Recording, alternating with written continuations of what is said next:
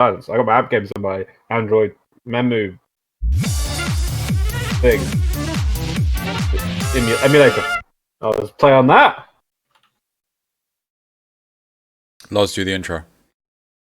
Loz, do the intro. Loz, do the intro.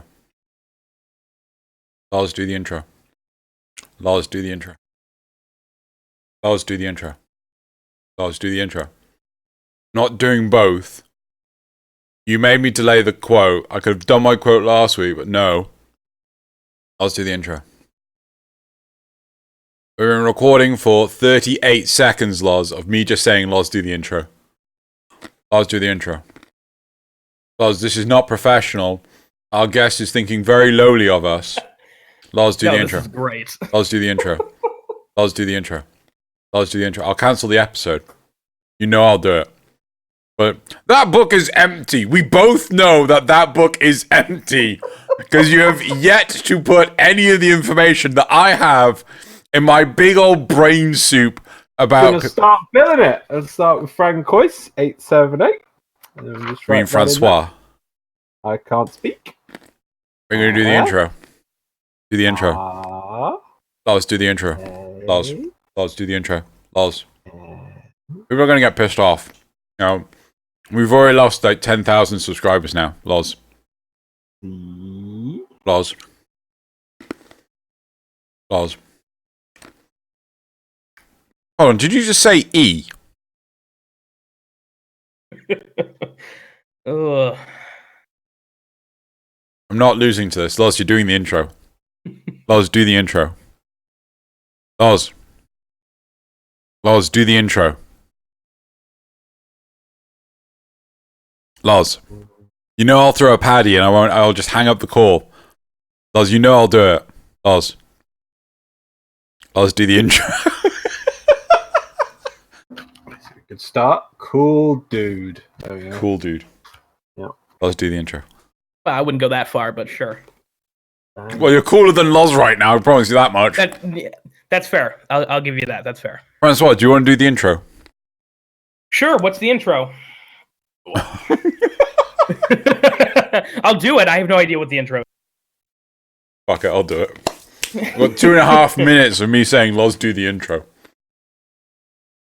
I mean, there's worse content on YouTube, so, I mean, This is gold compared to some. Okay. I'm going to hit the button again. Greetings, one and all, to your weekly dose of Tenno Clock. Yes, I'm doing the intro. Thank you, Loz. Just being lazy. This is episode 294 of Tenno Clock. We have with us Francois878. We have your regular host intro giver, Xeno and useless pain in the butt, murdered Dr. Loz. I got a book and I'm writing in it. Yeah, what else have you managed to write in it so far? Banshee player, Warframe Plat partner, cool dude, and I think it was 5 years. Yes. Okay. It was totally worth 2.5 minutes of not doing the intro. So, we're here doing 10 o'clock, as usual. And the first thing we do every week is the emblems. So, Francois, in front of you right now, you actually have the emblems of, you know, you can choose whatever criteria you want to pick which emblem is the winning emblem this week. Sure. I'm going to say emblem... Oh, this is tough because they're both pretty cool. My initial thought was the first emblem, but the samurai behind the blood moon is sort of winning me over. I'm going to say emblem B. So samurai. Huh?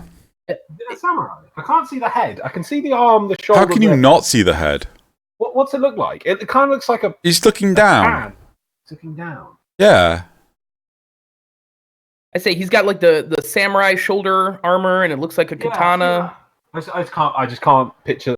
It looks like a knight's helmet looking sideways than a samurai hat. What? I don't know. I can't tell. Anyway. Or is it an empty suit of armor? I don't know.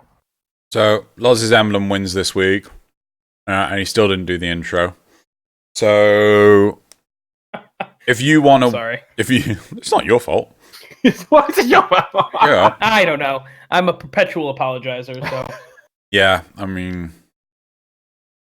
yeah. Anyway, so if you want a chance of winning 150 platinum for your platform of choice, go into the description below and you'll see a link to a Google form where you'll see both these emblems and you can choose which whenever you like the most.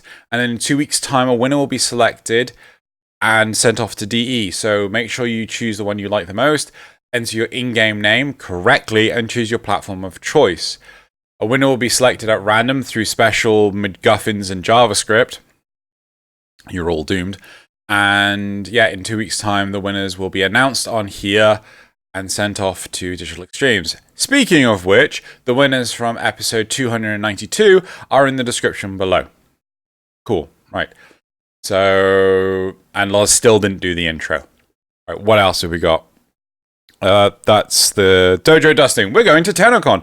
While we're at TennoCon, we're more than likely going to be in the pub the entire time, either getting shit-faced or not shit-faced, or... What do you get when you're drinking way too much root beer? Diabetes. Or diabetic.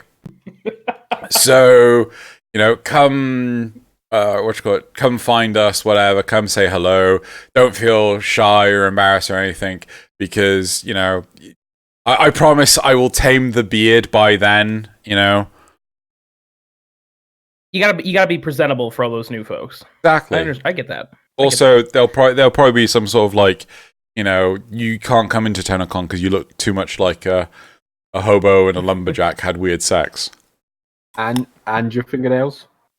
They're already cut. Good. Right. I can't see them, obviously. Also, Loz didn't do the intro. So I didn't do the intro, it's true. Yep. So that's dojo dusting. I don't think there's anything else. So yeah, come say hello to us. Come chill, hang out, you know, all that cool stuff. And if I can plug myself for 2 seconds, I will also be going to TennoCon this year. And come say hi to me, because I am probably more scared of you than you are of me. Because I am terrified of everyone, and I always feel like I'm interrupting somebody at these events. When I walk up, I'm like, oh, I know you. You're awesome. And I look up to you a lot, and you're busy, though, because you're fabulously popular. And so I get it. We get that. Come up and say hi. Yeah. So you're going to come hang out with us, right, Francois? Yeah. I mean, I'll be in the pub with you, so... damn straight. Yeah. No. Salutations for everyone. Getting shit-faced and diabetic on... Salutations. Is that you promising to buy absolutely everyone a drink? How is that me promising to buy everyone a drink? It's salutations for everyone.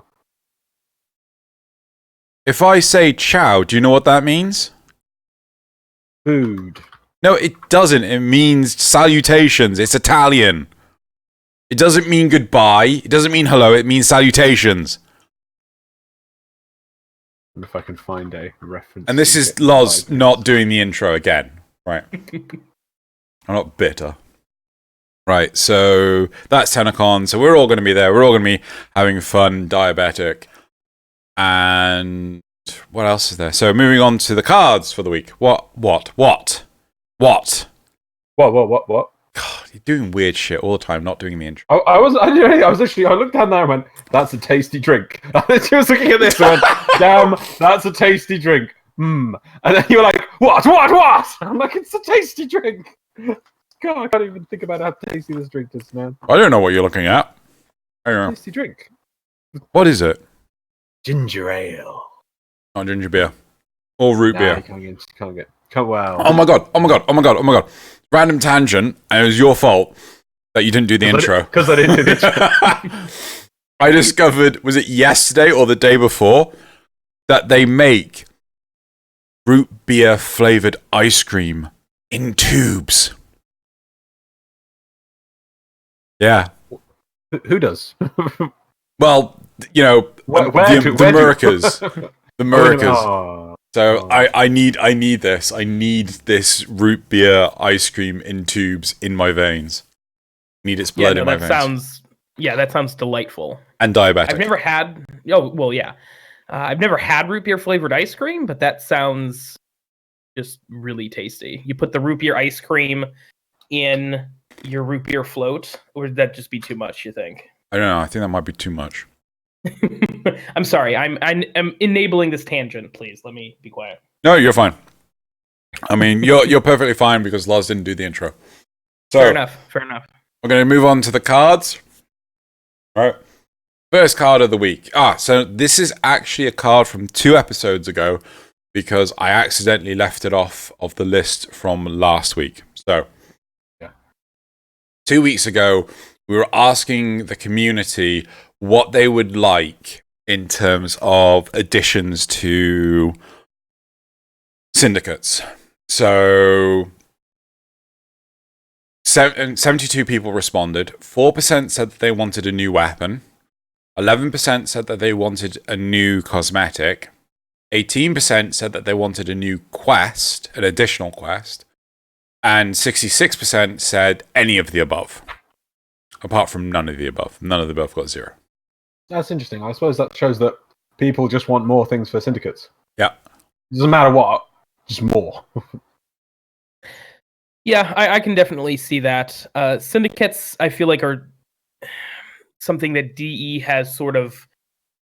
I don't want to use the word abandoned because that sounds bad, but there's just so much other stuff on their plate right now that syndicates are working and they're functioning as intended. So DE is like, well, we have other stuff that's broken and that we need to fix, or new content to make. So we'll just leave the syndicates alone. I would want all 3 of those things. I 100% agree. I feel like as far as the quest goes, maybe something that was more encompassing of one side of the syndicate table over the other. So you had the parent sequence and New Loka together as like a duo quest, as opposed to just one single quest for one syndicate. That'd be nice. Because we were thinking new quests for each syndicate. Mm-hmm. Mm-hmm. But I do like the idea of showing that relationship. Yeah, because that relationship, that alliance hasn't really, other than, getting syndicate standing, depending on the emblem you're wearing, or the sigil, I'm sorry, that sort of partnership is very limited in the actual quest line. So I don't think that would be too bad. Plus, they would only have to do 3 quests instead of 6. So, do you think it would be worth having? Well, I think it'd be nice to actually see the quest from different angles. So, like, when you're playing something like amazing as Nier Automata, where you've got one character's perspective, and then when you're playing through the game again, you've got another character's perspective. In this case, you could either do the quest with, let's say, Red Veil or Steel Meridian, but the bulk of it is the same, but there's going to be, like, different dialogues. Like, if you're talking to Cressa Tal, or if you're talking to Palladino, there might be different dialogues being had there. I'd actually quite like that. In addition, I would like it if one of the other factions, the hated faction, was also involved. Mm-hmm. So it's sort of like a kind of a 3-way quest, but you only see 2 of the 3 sides. Does that make sense? Yeah. The way you were talking about that made me actually think that the quest it was the one story, but you were seeing 3 different sides of it. You saw either Parent Sequence and New Loka, Red Veil, Steel Meridian, or Arbiters and Suda. It's the same story, but from 3 different perspectives, depending on which side you chose. And you can do all 3 quests to see, like, oh, well, this is happening in this battle. Parent Sequence was over here doing this that directly affected that battle. So it was all the same quest, just from different perspectives, based on the side you chose. Actually, do you know what? Like, I don't know. I don't know how old you are. I don't know if you've ever played Aliens vs. Predator 2. Loz, have you ever played Aliens vs. Predator 2? Yeah, good man. All right, Francois? I have not, unfortunately. I am old enough to know that game, but cool. I have not played it. So one of the brilliant parts of AVP2 was that the narrative was interwoven between each side. So it was kind of sort of the... while the Predator side of the narrative was happening, so was the Alien side, and so was the I think they were called Space Marines. The Marine side as well. What? Colonial Marines, are Sorry, yes, Colonial Marines. My bad. So yeah, so you could, but they sort of like the Colonial Marines fed into the aliens side because the Colonial Marines got the egg. So, but the Predator side was, I think, the end of the trilogy, and it was really, so you could do something similar. So you could actually have part of the start of the story is with Steel Meridian / Red Veil. The middle of the story is with Parent Sequence and New Loka, and the end of the story is with Arbiters and Suda. That I think would actually be quite nice, and maybe depending on your standing with the faction determines how they interact with you. So you can still do all the parts, but if you're hated by New Loka and Parent Sequence like I am, they might be like, yeah, well, we don't want to work with you either, but, you get what you've got. You have to deal with what you're given on, something like that. That sounds actually awesome. That sounds like a way that they could do all of the syndicates in a single quest and have it be very dynamic with player choice, because it's like, well, if you're allied with these syndicates, they'll treat you. Oh, that's awesome. Yeah. That is.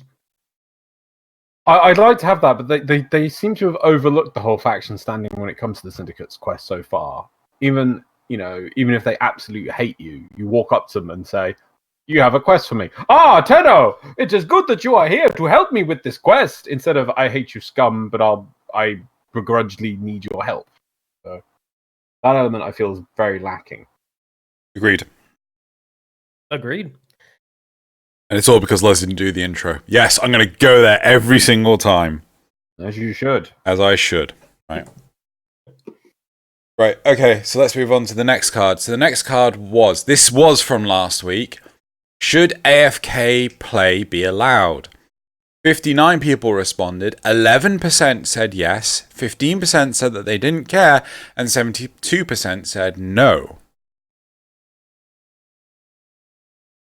Before you actually go to the numbers, actually, there was... Oh, you did numbers. Brain.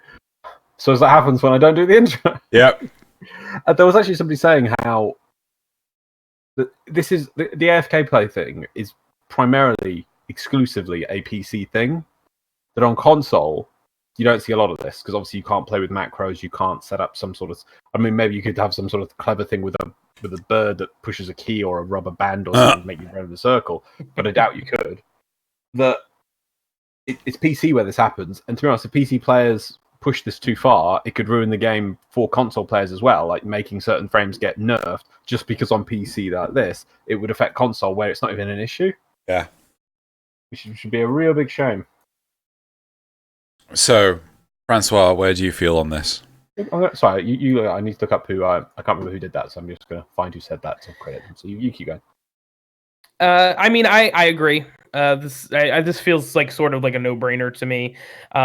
We saw it with even though Banshee's my favorite girl. The Soundquake augment was very much encouraged AFK play.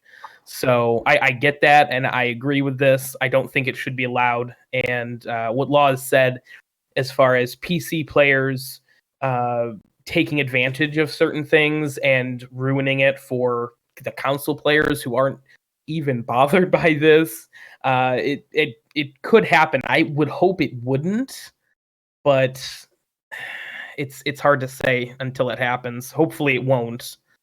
But yeah, this is... I mean, yeah, I agree 100%. It was Benjamin Kulandasamy. Benjamin Kulandasamy. Thank you for that. He's in that console buzz. Yeah, sorry. That's it. You got anything else to say, Xeno? I think I'm in the I don't care column here, because it's just like, it's gonna happen. Maybe it needs to be more adaptive. So like, oh yeah, you've not moved at all, or I think it's just like, how much work do you want to put into detecting if someone's cheesing it? How much effort needs to really be put into working this shit out, because that's just time taken away from anything else. That's true.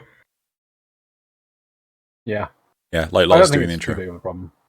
Just like Loz doing the intro. Right, move on to the third card. Right, do you think DE should develop a mod downgrading, it's supposed to be system? So 59 people responded, 16% said that they didn't care. That's a bit surprising. 23% said no. That's also surprising. And 59% said yes.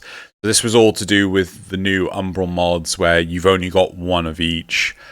You've only had like one Umbral former, so some Warframes could really deal with having maxed out Umbral mods, whereas other Warframes don't get that benefit. So Loz is weirdly grinning. I was playing with the back of my hat and being like, that's what my hat used to feel like before the tension went, and then it's like that, and I'm like, oh. Okay. I think you really do read into my facial animations a lot more than I think there's maybe stuff going through my head when there really isn't. Okay. Well, I can only go off your weird facial animations. Right, Francois, what do you think of this? I think this is only beneficial to people to have a mod downgrading system, not only for the Umbra mods, but for any of the high cost rare mods. I don't know. I feel like people have been asking for this for years now, and the fact that DE hasn't at least addressed it, or maybe they have, and I'm dumb and I can't remember, but I feel like this is something that ought to be added sooner rather than later. Again, I'm not a game developer. I have no idea how difficult this would be, but I feel like something should be done, or an effort should be made to try and do something with it. They did actually address this many, many years ago. Like this is when I think they were on their first couch setup. And they were talking about doing like mod downgrades and things like that. But I think back then, because it was so easy to get a plethora of serrations and other mods, that it just never became a needed thing. So they kind of just ignored it. And as time's gone by, they've now made exclusive mods, which has caused the problem. And it may be a bit like, oh, it's too late now. So, yeah. Back then, I would say that there wasn't enough mods in the game to make it worth making a downgrade system. Yeah. But now, I mean, years on now that we have so many different mods that, you know, I wouldn't mind having at not maxed rank, but I don't want to go through the grind of getting a second one or spending the platinum, or a mod like Umbra, like the Umbra mods that I can't get a second one of. Yeah. I feel like it should be revisited. Is there anything you want to add? No, I would, more than just revisited, if we're not having it, I would like a definitive answer, like, is this definitely something? Like you said, obviously we brought in these mods which are exclusive and things, some sort of system. Is it now technically impossible? Because if they actually say, yeah, it's not feasible for us to do this, then we can go, right, okay, that's good. Case closed. We can move on and we can think of, but it's one of these topics that keeps coming up continuously. And it's always like, well, wouldn't that be a good thing? If it was a definitive answer, like, yeah, we know it would be great, but we just can't, we're never going to be able to make that work anymore. It's just not feasible. It'd be like, okay, cool, we can take that as an answer moving forward. But until they do that, that doesn't take months and months of development time to say, no, we can't ever do this. But just by leaving it open, it's like, are you going to get round to it or not? So. And to kind of go from there, if they do say it's impossible, it would just simply take too much time to implement, and it, in their opinion, wouldn't be worth it. I would say that things like Umbra mods, where you can only ever get one, need to be either phased out or seriously reconsidered, because it's hurting everyone to have these locked behind max. Just a simple vendor that says when you have done quest, you can purchase additional copies of X mod. Yeah, Because there's which other they did things. exactly. They did that with Samaris and the frame parts recently, where you can buy chroma parts and all the quest frame parts again in case you accidentally sell them. Yeah. So do those only appear on him when you've done the quest? I believe so. I believe so. I wouldn't. I mean, if that's to be great if it is, because if it's done like that, then that means it's already in the game, and they just need to implement it. Another vendor for these other bits. We should be, just do that. Yeah. Right. Moving on. The last card. Right. So clan terminal versus in-game / out-game kind of like Discord chat. So last week we had a topic which was about clan management and how it's really difficult to get everyone together to do any events and stuff like this. And we were talking about different possibilities on how to address this, because there's things like, some of the bigger clans, the leaderboards for the clan progress, like the contributions and things, only goes to the top 20 players. It doesn't actually show anything beyond that. So if you have, a mountain clan, you're kind of boned because you can only see 20 people that have participated in it. Mm-hmm. So, we were talking about there's a couple of things we could do. So one of them was in the Lisette to the left of navigation, there is a terminal there. There's a terminal space there, but there's nothing there. That could be used for clans. Or alternatively, and I think this would be a better use, is a in-game, out-of-game chat system like in World of Warcraft or any of the Blizzard games where you can talk across, the different game platforms like that. And if they could integrate it with something like Discord, and Discord seemed to be all on board with doing that kind of thing, making it a more innovative experience, then I think that would be beneficial for Warframe, because if you could just talk to people that are sat on a Discord server, then it doesn't matter if they're playing Warframe right now. Mm-hmm. So what do you think? What would you go for? Personally, I'm the warlord of a ghost clan, and I have a part of my Discord server is specifically for clan members. And while I don't make it a requirement to join the clan and join the Discord, I do have, I would say, 2/3 of the people in my clan. Also, I have a very small clan, so it works better. And I think the Discord is very useful because I got into the chat as soon as the last event happened, and I said, "Hey, I don't have any sort of there's no clan minimums for this event, but if we could get the gold statue, that would be pretty cool. And plus, you need to get 4,000 points to get the other Vandal weapon, anyways. So if we all do it, we should be fine." And so it was easier to coordinate and get together and do this with clan members, and I think there is a benefit to it. Having that integrated into the game so that it's not such an out of game experience, I think that would be really great. And so far, I think I've had this clan open for about 2 years, and I've had the Discord open for almost as long, and it's always sort of been useful. It's not ever as active as obviously something, if somebody were to have a bigger clan, but it's useful when it needs to be. So I think an in-game, out-of-game chat would be where I would sit with that, just from personal experience. Loz, where were you with this?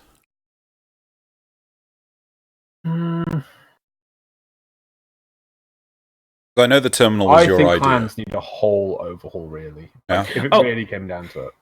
But, 100%. But yeah, because interesting, because one of the other questions you had earlier was one about syndicates, and I was thinking why don't the syndicates have a more all-out war sort of thing on a weekly schedule, like we've got the Night Waves? Why don't we have that for syndicates as well? But it really can't function. Why? Because they never got around to redoing the way that syndicates work, and me and you, Xeno, are absolute favorites with 4 syndicates. Yep. When you should never be able to achieve that. It's because it's the way they structured, instead of making a circle of which ones hated, which ones were liked, they made it into a weird fail pattern, which meant that some of the syndicates are going to get overrepresented. They can't do that because it needs an overhaul. And that was something Scott said, oh, we'll fix that at some point. I think I was back on the first couch, and they never got around to doing that. Same thing for chat with, so if you want to do that kind of stuff, what would you need? You need better organization of your clans. We can't do that. Why? Because the clan system's awful. Yeah. I definitely think a clan terminal is in-game. It needs to be in-game. It's ridiculous having to rely on these out-of-game things. In-game, maybe with integration from Discord, if would be great. I don't get why game companies don't do more integration with things like TeamSpeak and Discord. It seems weird to me why they all set up their own private voice systems instead of just going, hey, here's integration with these people. A lot of it comes down to laws and regulations that, you have to be mindful of.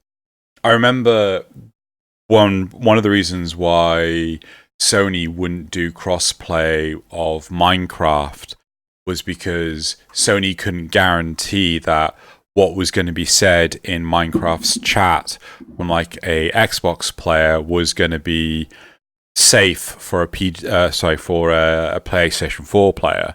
So, they could say all sorts of profanities, and they can't do anything against that Xbox player. They can't say, you've violated terms and conditions, blah, blah, blah. We're shutting down your account. They can't do that. So they have no control. And I think in part that is a big thing that's never truly worked out between, companies and things like that. I mean, I've worked with other third-party companies and stuff where, they haven't got their proverbial shit together, and it's a nightmare working with them. And I wouldn't be surprised if a lot of companies like, okay, you can either do it from scratch or you could work with this company that's already established. Do it from scratch, Yeah. I wouldn't be surprised if that's a thing as well. Cool, right, so I think we're done with the cards. And now we're on to the Patreon questions. Okay, the first one is from Blaze Rios. Will we ever truly defeat Stalker? No. Francois? No. No, the Stalker, I wouldn't mind teaming up with a Stalker like we did with Alad V. Like, Alad V is a villain. He's a little misunderstood, and he's occasionally like our friend when it's beneficial to him.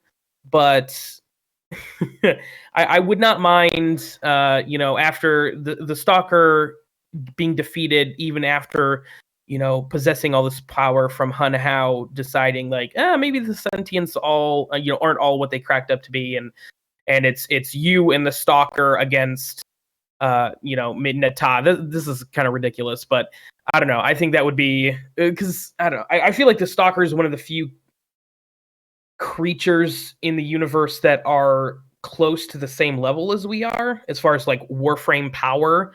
Yeah. There's the sentients, which are very powerful, but Grineer and Corpus, we kind of mow through them pretty quick. So, well, to follow on Zerugal's question is, will we ever truly defeat Alad V? Well, no. And you will never ever truly defeat Alad V because he'll always just get a new hat. I don't understand how he keeps rubber banding back. New hats. It's all in the hat. Actually, I don't know if many people have watched the latest Arbiters. One thing that we found out from D.E. Connor was it was the voice actor for Alad V, I think his name is D. Scree, actually pioneered. Yeah, he pioneered the Gas City rework. Really? Yeah, he's also one of their level designers and things like that. So yeah. I was going to say, I met Scree very briefly when he was working on level design for the Amazing Eternals. He, RIP, but that's he was designing the new level before the game got shuttered. And what was the other name? Keystone. Was it Lodestone? No. Keystone. Keystone. Right. Yes. Amazing Eternals was good. It was. Right, moves on to the next question. Actually, interesting also from Zoogle to Drew, I suppose. What did you have to do to get D. Connor on the last episode of Arbiter's Assessments? I asked him. Because he's awesome. Yeah, yeah. I talk to a lot of DE employees quite a lot. Strugle also asks, is there anything from E3 that has you excited? Some Switch games, mostly Cyberpunk 2077, though I'm a little worried about Keanu Reeves. Why? So, my concern is, I don't think CD Projekt Red are going to do this, but you've played Oblivion. Right, Patrick Stewart's in it for all of 2 minutes. Yeah, that's a fair point. Additionally, there's been word, I think SkillUp said this, and I don't know if there's confirmation yet, but apparently, so like take this as far as you want, but apparently Keanu Reeves' character is supposed to be with you in the through the game the entire time. Now, if that's the case, at what cost?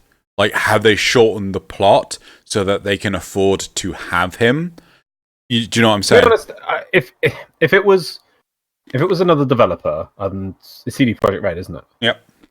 Yeah. If it was another developer like Bethesda, I would guess that, as you say, like with the Patrick Stewart in Oblivion, where it's all just a niche little grab for the trailer and things. But seeing as how much love they get for the Witcher games, which I still need to find time to play through, but people know that how much effort they put into it, and that they are obsessed with making a good game, and they know that if they make a good game that stands the test of time is better than just trying to get a little bit of attention for one game at a time to make the shareholders happy. I bet you he will be throughout the game, and I mean, this game's been in development for almost like 7 years now or something. Yeah. You know, and they've still got another year of work on it. I bet you they're going to weave it in a fair amount, and it's not going to ruin the game. I bet you he won't be a character. He's probably going to be like imagine like that high level guy or awesome guy that who like structures your path through the story, but you really only meet once every 3 hours of gameplay to move the plot in that important section along. And he'll probably actually only come along with you in missions, maybe like 2 or 3 big missions, maybe towards the end, maybe one at the start when he meets you, and then maybe one in the middle, and then a really big one at the end. So you probably won't have that much interaction with him, but he'll be throughout the plot. So that's a way to do where they can get a voice actor who doesn't have to do a mass amount of work, but has an important impact in the game and is throughout the story. That's probably what they're going to go for. Here's hoping. I do know that they've actually ripped the piss out of most publishers by putting a ARG. You know what I mean by ARG, yeah? Cool. They put an ARG to get... Francois, you know what I mean by an ARG? I do. Cool. So they put an ARG together where it basically says, pre-order if you want. If you're hesitant, wait for the reviews. You don't have to feel pressured to pre-order. And I think that's like, yeah, we're comfortable enough to say, wait for the pre-order, because this game's going to be freaking amazing. Yeah. The thing is, if it came from another company, like EA or something, I would just see that as some sort of cynical trap to be like, oh, pre-order if you want, but it's still going to be good, wink, wink, to get you to pre-order. But with them, I actually feel those words are honest. They're like, no, you don't have to pre-order. But, we're confident in that we know when the reviews come out. If you're thinking about pre-ordering now, you're going to be buying the game later when the reviews come out. Cool. I think they're confident in that. Let's move on. Sorry, I was going to finish. But have either of you pre-ordered it? No. I'm tempted to, but I'm not going. I'm holding off. I don't ever pre-order anything anymore. I've just been burned too many times on pre-orders, so I've always waited for reviews. But really quick, just at the end here, I wanted to make sure I knew where the article was before I said anything. But in IGN yesterday, apparently they did an interview with the CEO and joint CEO and co-founder, and he said that Johnny Silverhand, Keanu Reeves' character, has more lines of dialogue than any other character in the game, with the exception of the player character. Really? Yeah. Keanu is a big part of the game and not just a cameo. The whole intention of Keanu in the game is to have a very meaningful character that fits into the lore. Everything cyberpunk in its Keanu. Wow. 15-ish days of voice recording in the studio. I can link that in the... That's interesting, because I know when he said he was in one of the... when he was on stage, he was saying how amazing the world was. But I suppose if he's done that much voice acting, they probably had to explain the story, the plot, the world a lot to him for him to understand it all and get it right. Yeah, no, that sounds awesome. Well, there we go. Right, anyway, should we move on? Yes, next question. Sure. Strugle says, didn't you say you were playing Warframe on the Switch? How do you like it? How does anyone aim with with controllers? It's just like, no, give me a mouse. I was actually playing a bit earlier before we were recording this, and it's surprising the number of things that I have set up for PC that I have also added to my Switch setup. So like toggle crouching, and I've turned off vibration. You know, it's yeah. Mm-hmm. I own a Switch. I have yet to download Warframe. There's just too many Switch exclusive games that I'm trying to get to. I'm like, I have Warframe on the PC. I like the keyboard and mouse setup better. I'll play my Switch games on the Switch. I'm going to play Warframe on the PC. Fair. I can appreciate that. The Warframe on the go is, you know, I can play it on the toilet at home. You know, there's nothing. There's. Sorry, Wait, that's gross. Is that not meant? Is that not what you're meant to do? I genuinely thought that was but the big reason why I'm actually playing Warframe again on the Switch is from scratch. I didn't migrate my account or anything. I got my name, but I feel that, you know, I've played so much of Warframe on PC. I've always been at the top of the game for so long now. I'm like, am I too disconnected from the earlier players? Because I remember for the longest time ever saying like, "Oh, getting credits is easy," but I'm living on an eternal bloody double credit booster for like ever, and so my whole plan for the Switch is never to put any money into platinum or anything. So yeah. Mm-hmm. No, I 100% agree with you on that. I might have under 10 million credits, and that even 10 million is like chump change for some of these raiders, you know, who are still sitting on, you know, 300 or 400 million credits, something ridiculous. So yeah. I agree. I've been, like I said, I've been playing Warframe for 5 years, and I've been, you know, done, quote unquote, with Warframe for so long. Like, I have everything. I have all the items. They're all formed. Yeah. I have all the builds that I want are done. You know, whenever new stuff comes out, I get that done real quick. And yeah, going all the way back to the beginning from scratch with nothing doesn't necessarily appeal to me. I'm sure it appeals to other people, and that's cool. But for me, that's a nah. Cool. Next. Right, so now there's two very long ones, I'm afraid, from Loomis. So here we go. Okay, first one. This is for Xeno and MDRLOz. Let's say you could quit your jobs and make all the money you needed and then some off your Warframe content. What sort of projects would you like to try out? This also assumes that DE is able to put out much more Warframe content without killing themselves. More machinimas.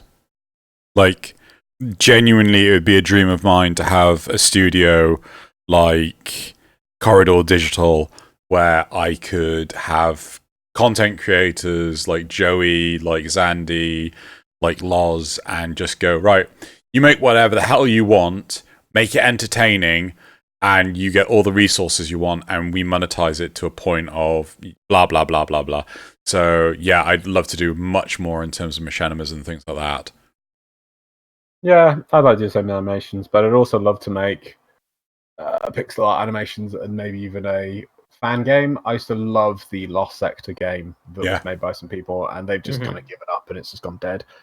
I mean, I think it was ambitious of them to kind of try and make a Metroidvania style game. There are other games that they could have made which would have been like an RPG, a lot less heavy on the design side of things. They had so many art assets done that they could have easily built some other game that wasn't as design heavy. You know, trying to make procedurally generated things and maps and boss AI. Whereas if they just made a turn-based RPG, they could have made that. Could have made. Could you imagine that, a story-based turn-based RPG of Warframe, pixel art style? Well, I think the biggest problem was that they were doing everything from scratch. Yeah. Oh, and then they changed what engine or something they were working on, weren't they? No, they rewrote like huge parts of the engine. It's just like if you keep rewriting, you're not going to get anywhere. Yeah. So that's what I like to do. Right. Let's. Do you open up. Do you have any? I would just want to do more of a sort of what I'm doing right now. I would have to honestly think about it for longer than what we have. So, yeah, that would just I would that would also be a dream of mine to do more content and more Warframe content, but I wouldn't really know where to start. Right, now here's the other one, which is very long, also from Loomis. I wasn't around when there was an event every other week, but do you think DE is setting the stage to get back into that cycle? If you think about it, content drops like the old days would only work for so long around the current system and models, but Railjack seems to be tying everything together into one immense mode. This will allow events to have multiple parts instead of just arcing or normal missions. This might be, in a way, biting the bullet with the lack of content drops when compared to the old days, knowing full well people would complain and it would potentially hurt their player counts. They've spent a few years trying to find a way to truly expand Warframe, and it looks like Railjack may be the answer. Thoughts? I think that what we get from Railjack will be the minimum viable product. Sadly but true, yeah. Because it has to be a proof of concept. You can't put all your dev resources and revenue into something that you can't guarantee to be a triumphant success. Plains of Eidolon was an MVP, and when Fortuna came out, it was a huge upgrade from what Plains of Eidolon was. Fortunately, Plains of Eidolon hasn't had the necessary love and attention needed to bring it up to Fortuna levels or Valis levels. So I think that because Railjack or Hyperion, yeah, is going to be more of an integrated system across the whole of the game, I think that they can continue to upgrade it. So we'll get an MVP. We'll probably get 3 areas where we can do the Railjack stuff to begin with. And then as long as it's successful, and this is down to the player base and maybe content creators really pushing it, then... down to players, by numbers. Well, I mean, I think content creators can influence that. Maybe not as much as maybe we would. Twitch ones. Maybe the Twitch ones. Maybe not as much as one would dream. But I think if people kept on pushing it and saying, like, you know, give it a chance, keep going sort of thing, then DE would have the measurable interest where they go, okay, if we put more resources into this, we are very likely to continue to succeed with this system, blah, blah, blah, blah, blah. Let's do it.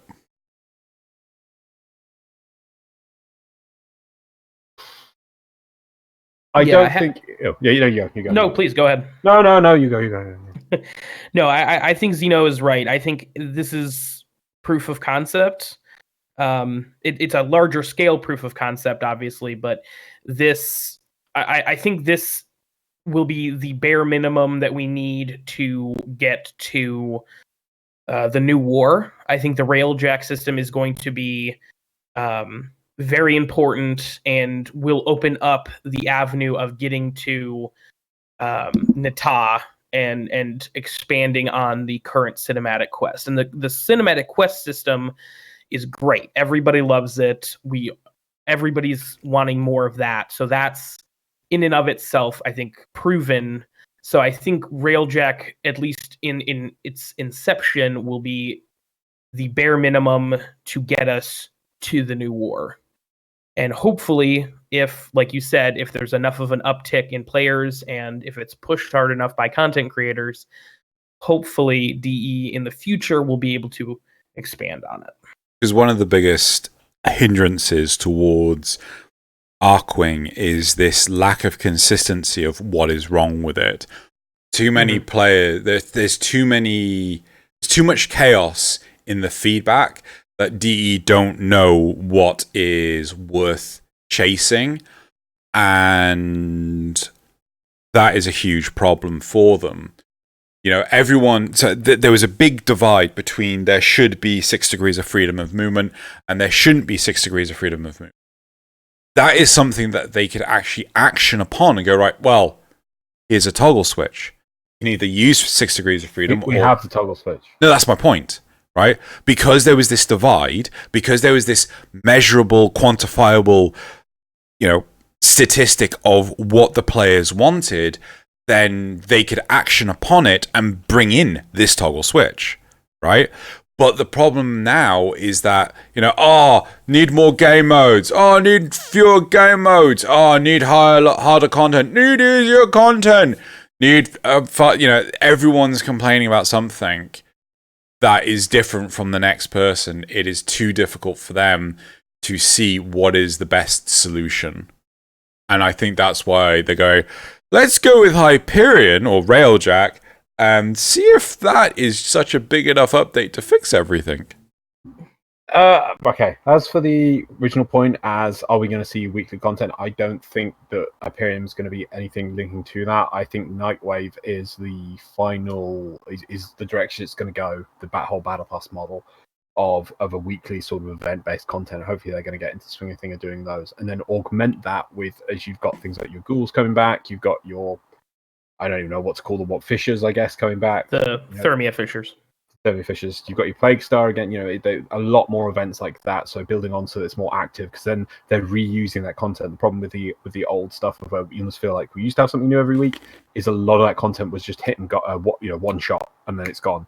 And it was just wasted dev time, I think, for the amount of duration you got out of it in comparison to something like Nightwave, which, you know, they got the whole functional side of thing, which is recurring, putting a few rewards in, they just have to put the lore together for it. As for what people here are saying about Hyperion, I think the MVP Arc-Queen was the MVP for Hyperion. I really think that's what you've got. I think so. I think it's going to be a bit beyond that. I don't think it's going to be as simple as 3 areas, because I remember talking to Steve last year at the picnic on Sunday, and that would fail his vision of it. It interlinks. It has to interlink everything. It's not. I really wish I was there areas. for that. It wasn't just have 3 areas. It has to link everything together. It has to change the game so that you're on a ship and you're not going on a ship to do these missions. The whole mission starts from the ship and it flows from there. So it's not like you're in your house and it's like, right, I'm off to do my work mission today, and you go to work and you come back. You know, you think, okay, I'm in my home, there's a shop, so there's a cinema. You know, it's just all one interconnected thing. You don't go, time for the weekly cinema mission. I have gone to the cinema. Cinema complete. You know, it's a whole internet connected thing. You know, you go to the cinema and you have to shop on the way, you know, because you add that into your cinema mission, you know, so to say, you know, and that's what this is what he wants it to become. He wants to complete that dream of the invade the space. What was like you know, space piratey almost. You know, when you board ships, you go here, you go there, you move here, you move there. It's not just here is 3 areas and then they go there and you come back and then you've gotten some rewards. That from what I remember what he said, that would just ruin that. It's supposed to be, all these things are like, we've got the game at the moment, like islands, and this is going to be the ocean that will connect them. Right. I don't know how many. I mean, as you say, how much variety there's going to be in the space. You know, that we fly around in space, whatever. But I think it's going to connect between the missions a lot more. I don't know how that's going to be realized. We're going to have to wait and see. But I think it's a lot. It's not going to be a vehicle, as this person's suggesting, a vehicle to do these weekly content, and it's not going to be a here's some new missions. It's supposed to be something new that is between the missions, the glue between them. So we'll have to wait and see, but that's how I feel. So I'm optimistic on it. I don't have massively high. I'm not saying like, oh, it's going to be amazing, it's going to be like a whole new game, whatever. But I was talking to Steve. I've got some hopes for it. So I would generally agree, and if DE can pull that off in a timely manner, then awesome. I mean, shit, we're already space ninjas. Why not be space pirates too? My thing with the weekly content and events, I would not be opposed to, as a veteran player, to seeing old events being rerun. And I know that seems kind of weird, like it was in the past. How do we do that? Overwatch, it has an event, a yearly event called Archives, where the game will sort of there'll be one event from the past that you have the opportunity to play through and experience that sort of brings out more of the lore in the whole Overwatch story. And I think that a system like that, where you got to explore these legacy events and you got to see where I don't want to say where Warframe started, but sort of the earlier experiences for Warframe players, and also bringing back those rewards for maybe players who didn't have an option for them, because I know a lot of them have been reworked into the game and have been featured as other rewards later on, but I think there are a couple that are unique, and I think that would make that content more useful, because DE could reuse it, and also I feel like extra rewards should be added for veteran players who already completed it, just so that they don't feel like they've been, their efforts a few years ago were in vain. If that makes any sense. I get where you're coming from, but my concern with that is, so I don't know if you remember, but the whole Plague Star thing was supposed to kick off earlier this week. We only got it yesterday because there was a technical issue with Plague Star that they didn't encounter before. So they had to fix that before Plague Star could go out again. And my concern, if anything, is that the reoccurring events or something would suddenly start becoming like the trials, the old raids, where they have to test to see whether or not the event still works before an update can go live. And, the reason why we can't get... I assume the reason why they couldn't get Plague Star out as intended was because of the rework to the planes, the remaster of the planes. But if it's like, oh yeah, it was actually because of something to do with the Jovian Accord, it's like Concord. I keep saying Accord. I'd be like, I don't want stuff to be held back because of something they're trying to keep into the system that's been done to death already. That's true. That's a very strong point. As you were saying it, I was like, oh yeah, raids are old and they were broken, and that's why they got taken out. Maybe that's why they have never tried to put the old events back in. So you're right. If they could find a way to integrate the old events into the game with minimal fixing and reworking, I think that would be really, really great. But I guess if the amount of work they would have to do wouldn't be worth it, I would say it's probably a bad idea. You can still hear me, but I'm going to say that the reason why he's dying right now is because he didn't do the intro. Damn it, Loz. Yeah, Loz. Not doing the intro. Yeah, I mean, to be honest, I think I would like more one-off events that we're not going to see again and again and again. It's something that's absolutely crazy. It doesn't have to be a game mode that will eventually see its way into the game. Though I am going to say that, God, what was the name of the new, Hostile Mergers? I thought that was, a fun event and everything. But, why not have an event where, oh no, there's a purple moon over Cetus, and now all 3 Eidolons are out at the same time. Save Cetus by killing all 3! And, why can't we have something stupid like that? I mean, I'd be down for that. That sounds...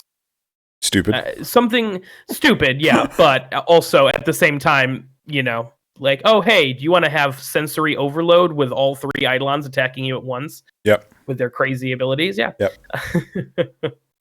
Yeah, I think there are, like what you said, I think that doing weekly things that wouldn't be dev time intensive, that also would be like, oh, hey, here's this new thing, try it out. I think that would be more of the vein that they should go down if they choose to. Yeah, no, yeah. Purple Moon? Well, the idea was that it was something just so crazy and left field. It like rarely ever happens. Yeah, I mean, Lua's not even out there. Cool. No, fair enough. Right, let's move on. Let's move on. So, God, look at that time. Right, so let's move on to the community responses quickly from last week. There's not much to do. First of all, Damrod says, "How come you already forgot my IGN Xeno?" And it's Autoria Faith. Got it memorized. God damn you. They want a Roomba, apparently. So, Damrod, damn you for making a Kingdom Hearts 2 reference. Damn you. Yo Kylie235, Xeno only 3 first volumes of RWBY is decent, and the spin-off and manga adaptation are actually better than the main series. There you go. Carlo Estella, I have sent you some Roombas. There you go. Ralcar, what about a game mode where you fly a more powerful version of your sentient and you have to complete a mobile defense with them? I would love to see a mini game where you actually get to control. I mean, Sentinel. Sentinel. Sorry, Sentinel. It's a sentient, isn't it? Oh, sorry, I said Sentinel. Yeah, Sentinel. I'd love a mini game where you get to fly around as a Sentinel. I just love it. It'd be cool. I just think of some cool things. Maybe you could deploy your Sentinel, do things. It'd be cool. Yeah. I mean, I know we've got Wormius, but I mean more substantial than that. But nothing too substantial. Anyway, moving on. Benjamin Kulandasamy. I'm trying to get that right. What you could do... Oh, yes, they were suggesting, we were saying last week about how you do the UI for upgrading and downgrading mods. They said what you could do with mods is when you hover over the mod, on the bottom of the mod, there is 2 arrows, one to the left, one to the right.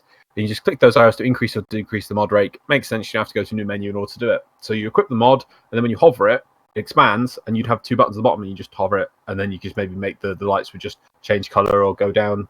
I think that's doable. Yeah. That's certainly doable, but we have to consider user experience.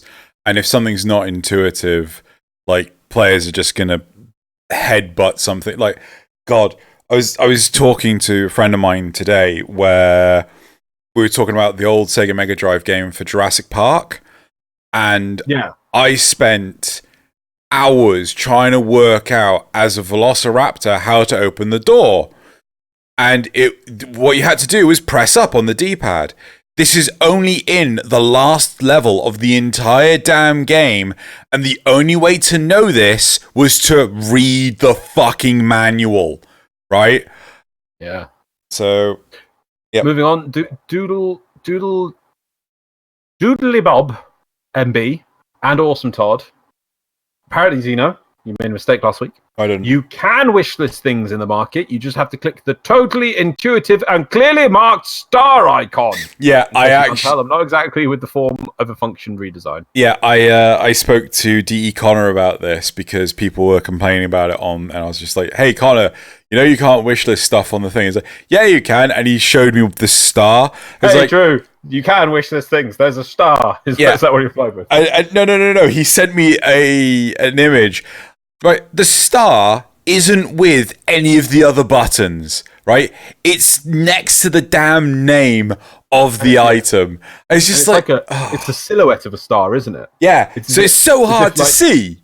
It's like you might just expect that just to be that might mean something like a favorite for players until you hover it and go, "Oh, I can click this." It's ridiculous. It is there, but it's a bit hard to see. I never saw it. Anyway. Last reply, Anarchy Gaming. An option I would love to have is X ranks of a clan can send a clan-wide message. For one, it would make inbox actually useful, apart from Ghouls reminder. Yeah. And since it's forced open on login, it would make people see news/events, clan or internal ones of the clan. I think that'd be good. Something that you could. So what you could do is you could put it in clans, give it a rank that you have to hand out the ability to do it, and then also I think just to be careful because there might be worries about spam. Sorry, excuse me. You can make it that every time a message is sent out, there is a 24-hour delay on ability to send out another message. So that way you can send maximum one a day.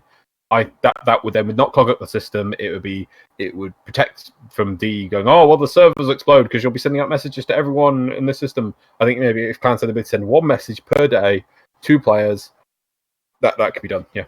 A part of me wants to add on to that and say, like, as weird as it sounds, and this is totally doable, have it so that it also does emails as well. So I don't know about that.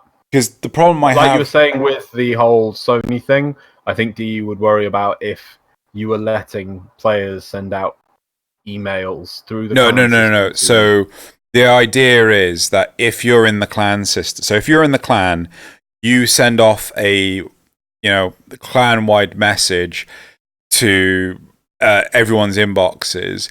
Say, oh, they haven't checked it in, I don't know, 2 days or 3 days or something. Then it will send an email with the message to the clanny's email address. You don't need to know what. I still think you would worry about it being spam into people's emails. It's just one step too far. However, I would say if you are adamant on that system, it would have to be something you could opt into. So it's off by default, and you are choosing, I am happy for my clan to send me emails about messages. I could see the opt-in, opt-out being important and a minimum for that, because there's some people who, Right, that's it for community response. Let's move on to the topics for this week, Xeno. Oh, right. Topic 1. Oh, I need to bring it up. Right, so topic 1 is nerfing loot frame synergy in a loot-oriented game is a terrible idea. Topic 2, when I nearly hit the graph button. DE, please increase the Kuva obtainment amount. And then topic 3, powers shouldn't be completely useless against certain enemies. If this is a nullifiers topic, I'm going to be so happy. Right. So topic 1. Right, let's have a look. Okay, so nerfing loot frame synergy in a loot-oriented game is a terrible idea. If there was an issue with the Chesakubro double dipping with other loot frames, what exactly is the point in nerfing the other loot frames? The whole loot team, consisting of Hydroid Necros and Korra's new augment, is greatly affected by the removal of this synergy.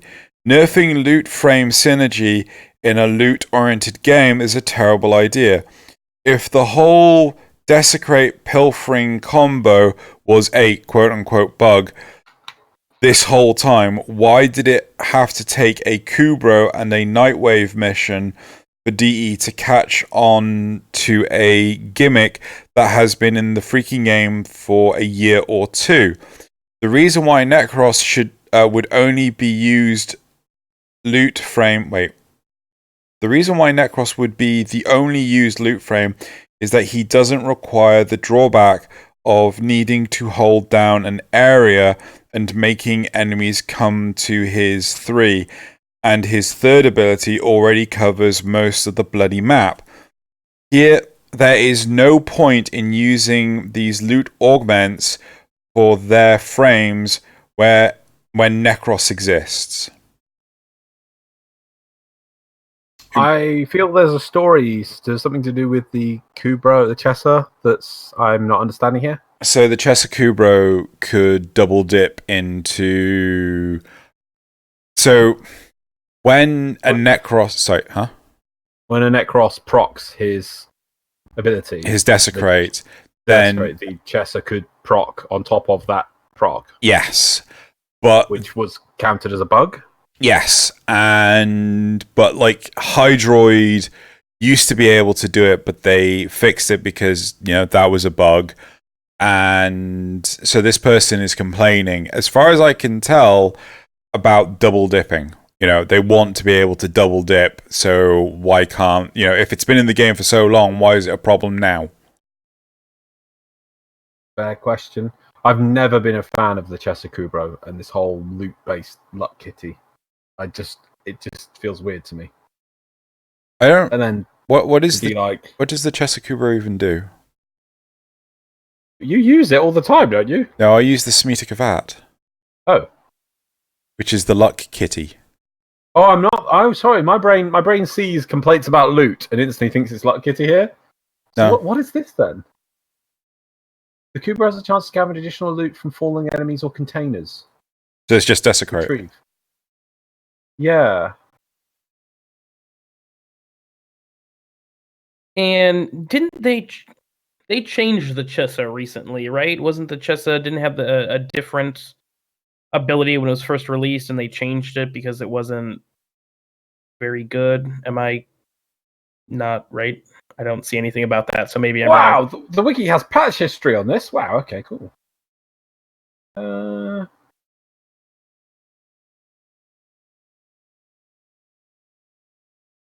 Loz is currently looking it up because he didn't do the intro. I don't see any massive changes here, but there does seem to be optimizations and things with it. Tesco proposes a change upon the mechanic. Tesco attempts to retrieve the single closest loot the same way Necros Desecrate does. Optimized Chester retrieve preset to reduce significant frame rate micro stutters. Improved to retrieve functionality when retrieving items in nearby crates and when in the plains. Improved interaction between scavenge and retrieve abilities. There doesn't seem to be massive changes to it. But yeah, it's basically just supposed to be mini Desecrate. But not supposed to stack. So, typically the more something becomes apparent, becomes widely used, is when something will be altered and nerfed, right? They don't want players using exclusively one companion because it has an advantage over everything else. And if they saw Necros, Hydroid, or Korra players constantly using a Chesakubro and nothing else, then obviously it's a problem.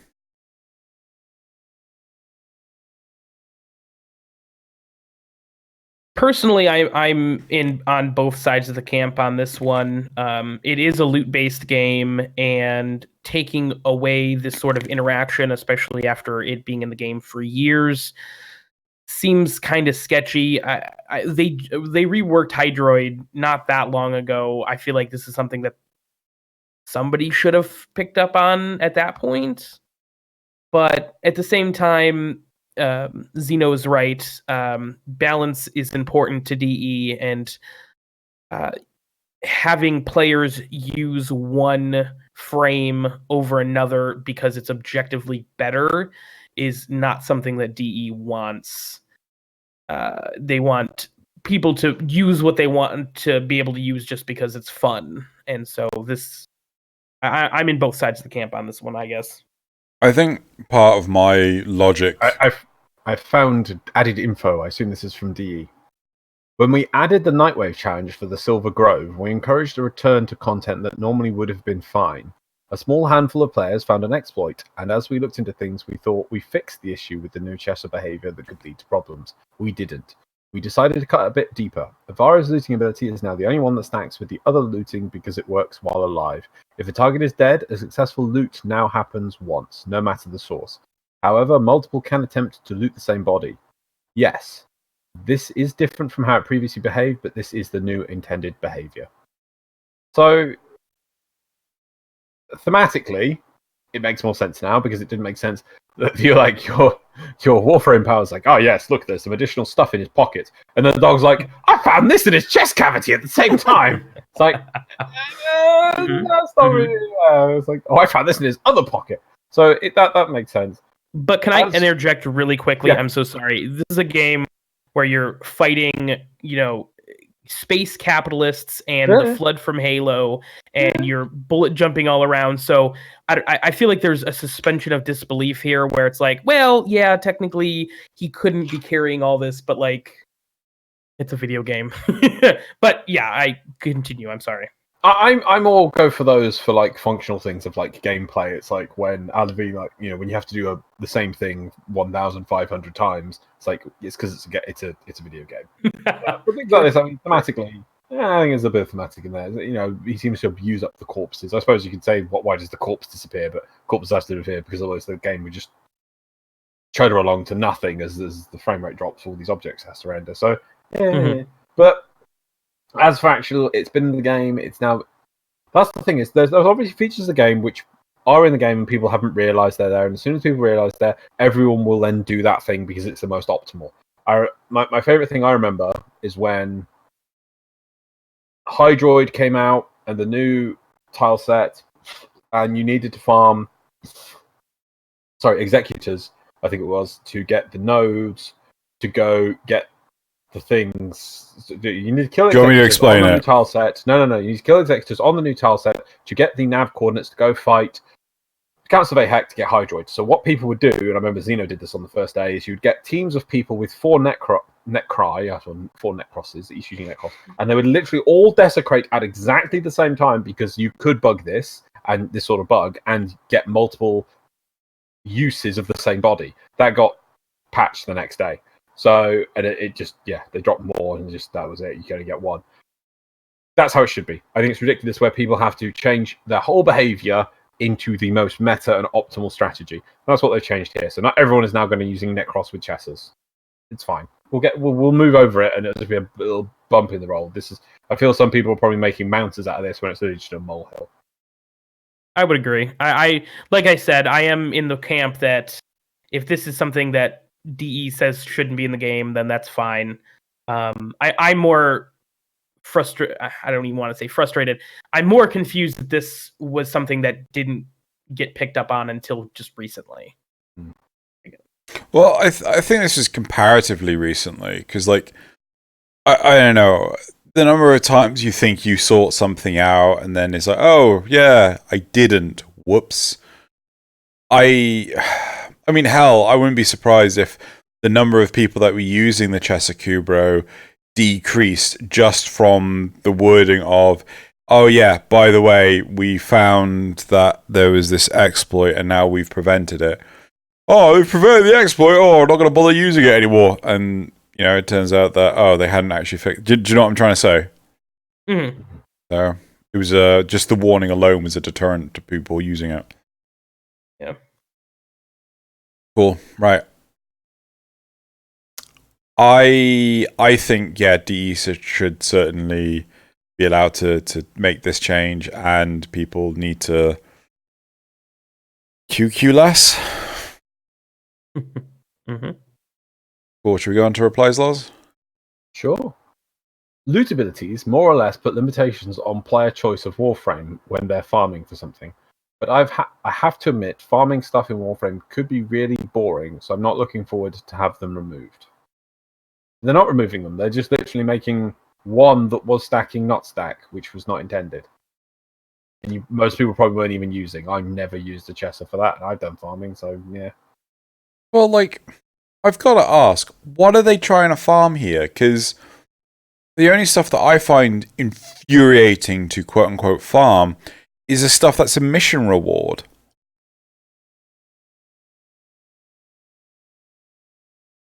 There's sometimes like rare mods. It can sometimes be annoying to get. Okay, that's fair. But like Loz said, none of these loot methods are being outright removed. It's just the synergy between them that DE is getting rid of, and that's not as it is intended. So I get where DE is coming from. Is it kind of a bummer? Sure, but that's life. Next one. I guess the don't like players farming for an hour and already... I guess the don't like players farming for an hour and already has everything building in their foundry within a newly released update without buying anything. What?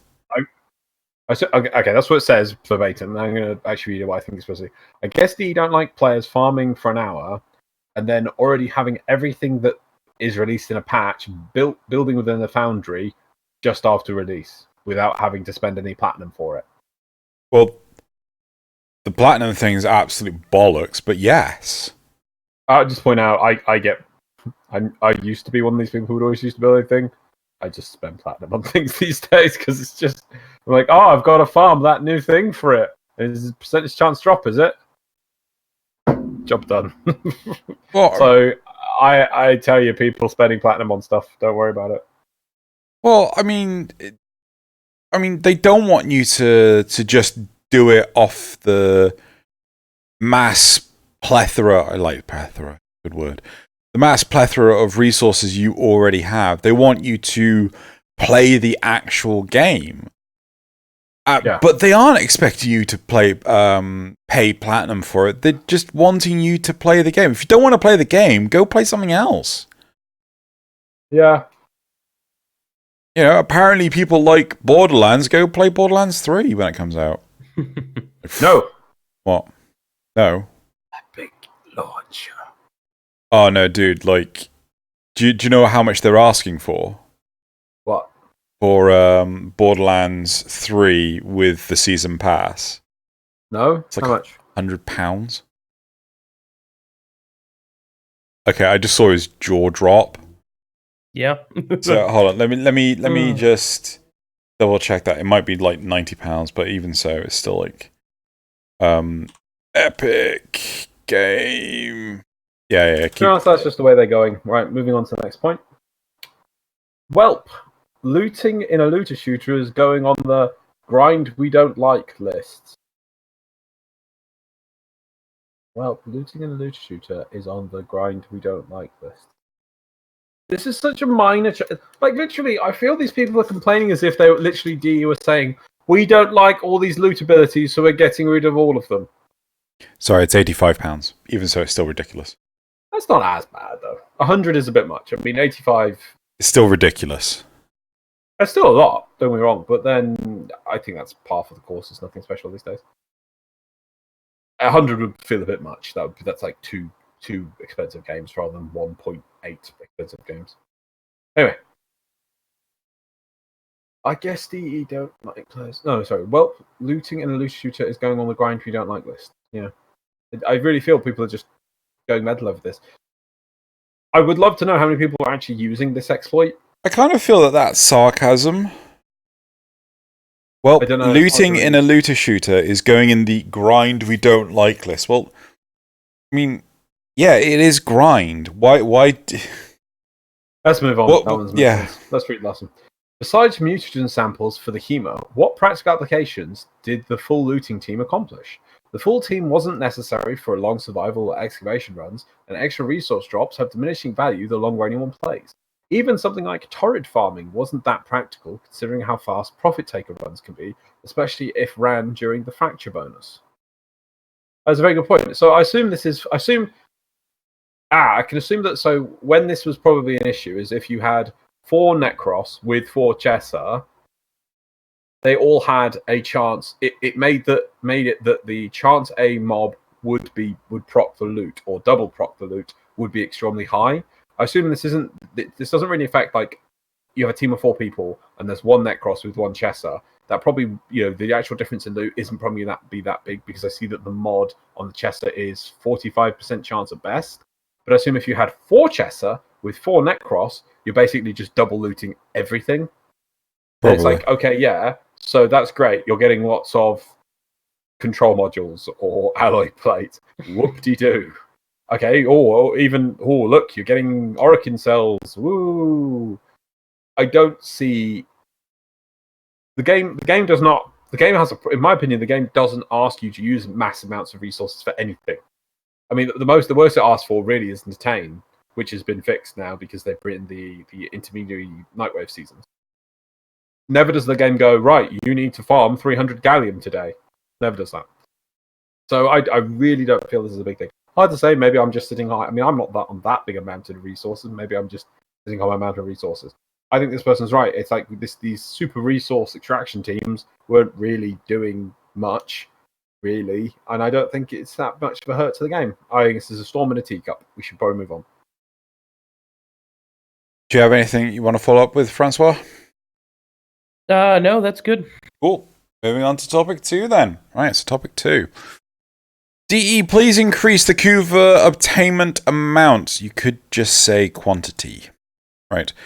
The grind for getting Kuva for one roll is kind of absurd and tedious. I farm Kuva survival with Necros, Smita Kavat, and a resource booster, which gives me 400 Kuva without a Smita Kavat proc per harvest. How long are you in there for? Like 5 minutes? Jeez, that's tiny. I think with a resource booster, if you just do a regular Kuva mission, that's even more. I think it's like 1200 with a resource booster. They must seriously only go 5 and out. Honestly, like, unless my memory has completely failed me and turned into mush, like, I got so much more from doing a 20-minute, if not more, Kuva survival. So if you 5 and out, I totally expect that, but don't fucking 5 and out. Right. If I want to roll 1 Riven, I need to complete 9 harvests, taking 9 to 10 minutes apiece. How are you getting 9 minutes? That's weird. Even though this gives me just 1 roll. I think they mean 9 to 10 minutes to do 9 harvesters. Because if you read on, they say to roll 5 to 6 times you'd need to farm for about an hour, which is about 5 to 6 amounts of 10 minutes, which means for 6 rolls, which is about 9 minutes to do 9 harvesters. Or 10 minutes to do 9 harvesters. I think that's what they mean, a piece. Not 9 to 10 minutes to do each harvester.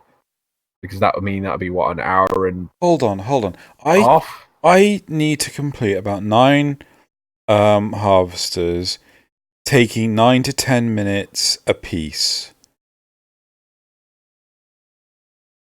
There is no way in hell you can do that many in that short period of time. Well, keep reading on.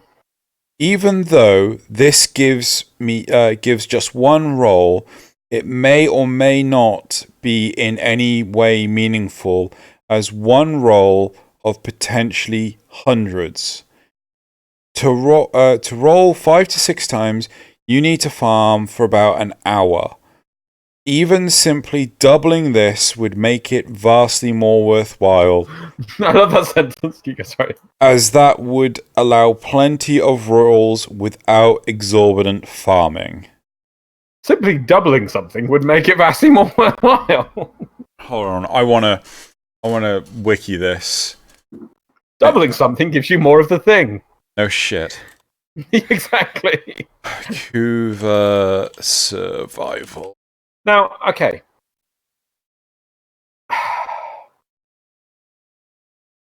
This is one of my big. I have come to accept Rivens. I was never a fan of them. I like the concept of random loot, but I just don't think the whole Riven system. I just don't like it. I think that the outcomes are too ridiculous. The fact that it's not preset, I think it should. I personally feel it should be always 3 positives and a negative. You should always have that negative. The fact that I think you can roll 4 positives. Can you roll 4 positive stats? No, you can't roll 4 positives. You can only roll 3 positives at most. The fact that you can roll 3 positive stats is crazy good. I just don't get why they added that mechanic so that there should have always been a negative on the weapon. And it could be that, you get a reduced roll on that compared to your buffs, but yeah. So this is just coming home to roost that people want to roll to bajillions of times. Sorry, Francois. No, you're okay. From my experience with the Rivens, when you roll 3 positives and a negative or just 3 positives, the percentages are different. That negative stat will actually increase the stats of the positives. I know that doesn't sound like it makes any sense, but like if you have 100% damage and 100% crit chance and 100% crit damage with a negative stat, if you had the same Riven with those same positives but no negative stat, those percentages will be lower. So you'll only have 80, 80, and 80. Just, saying. I didn't know that. That is already a nice thing. But yeah, so you can't have it that negative can just ruin it to the point that the weapon's useless because it has, I don't know, stupid amount of zoom or stupid amount of recoil. So the fact is, that the other stats are now greater because this negative exists. But that's true. The presence of the negative makes it useless. I think you should have always had the negative. Right. Yeah. Okay. But on the other side... Sorry, go ahead. So this may change everyone's point of view. Kuva siphons on the Kuva Fortress reward 200 units of Kuva for converting a life support capsule into a Kuva harvester and then defending it. A Kuva harvester you defend for only 90 seconds, and a new one spawns I think you defend it for like 60 seconds or something, but a new one spawns every 90 seconds. So for the first 5 minutes of the Kuva survival, before you can actually leave, you have 3 of the buggers, right? Which gives you, if you've got a Kuva booster and everything, so the resource booster and everything, gives you 1,200 fucking Kuva. So this means that this person is only doing 1 and then leaving. The big question is, how are they taking 10 minutes to do 1? 2? What do you mean 2? Oh, sorry, 400 because it's boosted by the double, yeah. Right. And that's not counting. Does the Kavat work on that amount that you get? That's random. It does, but that's random. And that can go up to 800 a thing if you've built your Kavat right. Right. Mhm. So, but it's like, how the fuck do you only get 400? And they've got Necros, so they got no reason to use a life support other than the Kuva harvester. Mhm. I don't fucking get. Yeah, like even if they were only doing 5 minutes, they should still be getting 1,200, which is on par with a regular Kuva mission. This is silly. So how? So what does it cap at to do an upgrade? Is it 3,500? I thought it was 3, but it might be 3.5. I've got a funny suspicion it's 3.5. I don't know if someone wants to try and look that up. I was gonna say I'm opening Warframe right now. 3,500. Yeah, it's 8.75 if it's 3.5. So yeah, that's 9. 3,1,500. A high roll driven 9 times is. So what is it? 31,500. 31,500. I think so. Oh no, sorry, capped at 3,500. Why is Right, that okay. there? Yeah, Right, okay, sorry, so cap. 3,500. Right, so that you got to do 9 of those. So hold on. Oh, sorry, yeah, I get it now. Yeah, sorry, 3,500 Kuva. Recycle cost list. So if you stay there for 13.5 minutes, you'll get 9 of these Kuva harvesters, which will give you enough Kuva to re-roll the thing. Oh no, I have to play the game. Like, this is... Their maths is so jank in this. It's stupid. Yeah, I think we can all appreciate that their maths is. I think maybe they're trying to slightly lie about how much they're getting to make it seem worse. Because or they're not aware of what actually they're getting. So yeah, no, they are saying 400 per harvester, right? Taking 9 to 10 minutes. No, it's more than 10 minutes. It's 13 minutes because they only spawn 90 seconds.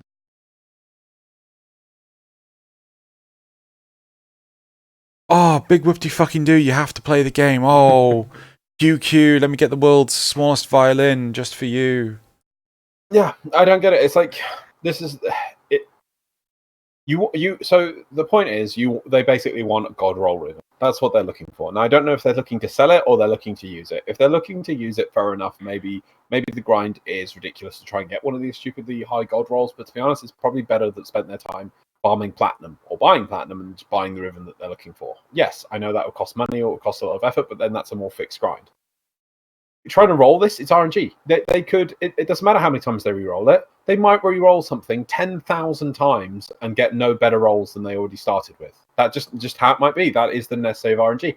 So more rolls really isn't the issue. It won't help them. And it might do, I suppose. Statistically, it gives them more chance to get that good roll. But if they're looking to sell it, then if the ups the amount of Kuva, then everyone's going to get closer to getting these god rolls because it's easy to reroll, and thus the price on them will go down. So what are they of platinum? So I don't know what their end goal here is. I'm just reading acquiring Kuva. So this is again on the wiki, right? The primary method for acquiring Kuva is through Kuva Siphon missions, of which there are 2 types available: the regular Kuva Siphon and then the Kuva Flood. Successfully destroying a Kuva Siphon will grant 550 to 700 Kuva, while the Kuva Flood will reward double that amount at the cost of higher level enemies. So, like, if you do a Kuva Flood, right, which hopefully won't take more than 6 minutes, assuming it's a mobile defense, right, that's anything between 1100 to 1400 Kuva, and then double that again because of a resource booster. Does that work? I don't know if that works. Yes. Yeah. Yep. And, like, jog the fuck on! I'm sorry, this is so stupid! Yeah. One more Kuva! I'll fucking play the game. If I have to fucking do it... I believe that the amount of Kuva that we get right now is fine. The only thing I would maybe suggest is another way to obtain Kuva, because we have the siphons, we have the floods, and we have the survival, which is nice, but adding another way, because Kuva's, for a lot of people, Kuva is the end game. Rerolling Rivens is what people have left to do right now, because everything else is done. So not necessarily to sell them, but just to have those god rolls. So having some more variety would be nice, but keeping at the amount of Kuva that we have now, sort of just an equivalent. You know what I really like? Kuva Interception, right?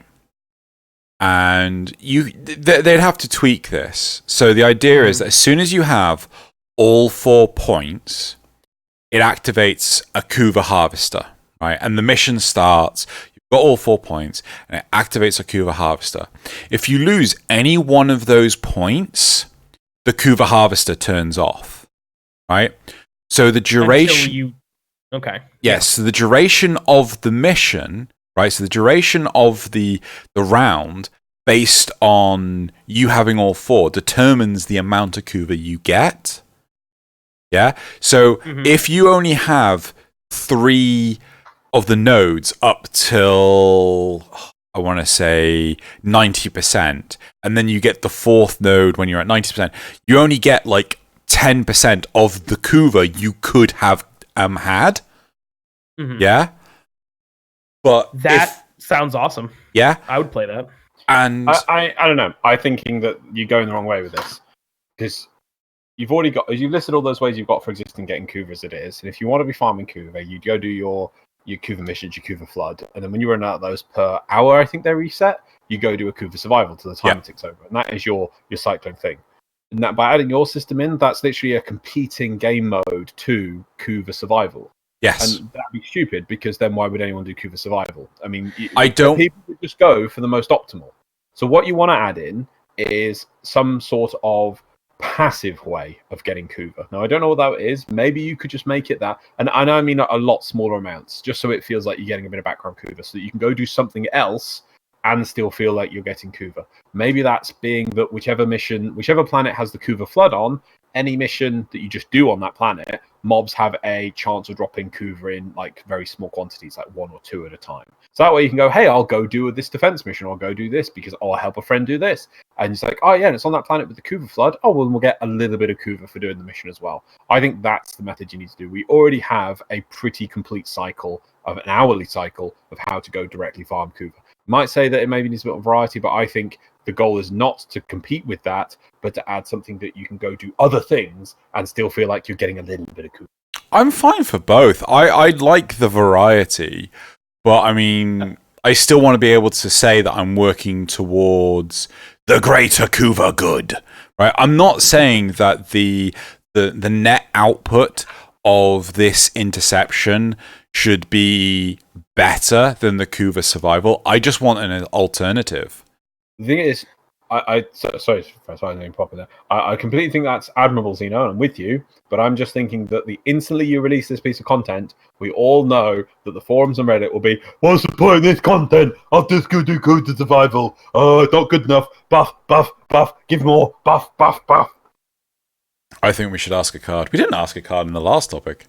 No, we didn't. Oh, Loz, you evil fiend. Yep.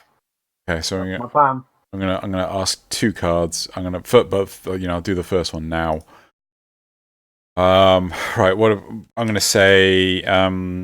Would you like some Hoover? I thought you were going to say cookies. Some cookies. Would you like? Would you like some cookies? Would you like Hoover interception? For the same Hoover output, and watch as everyone votes "don't care" because oh no, I want more of whatever I'm gonna get. If I don't get more, it's not worth it. I always want to wonder like how much of the audience is like, I want the cheesiest. I want the gamiest way to get the rewards. So, and then I think the last question is: the one for last thing would be, have you ever double dipped? That sounds wrong. Phrasing. Double dip method, maybe. Have you ever used the loot double dip method?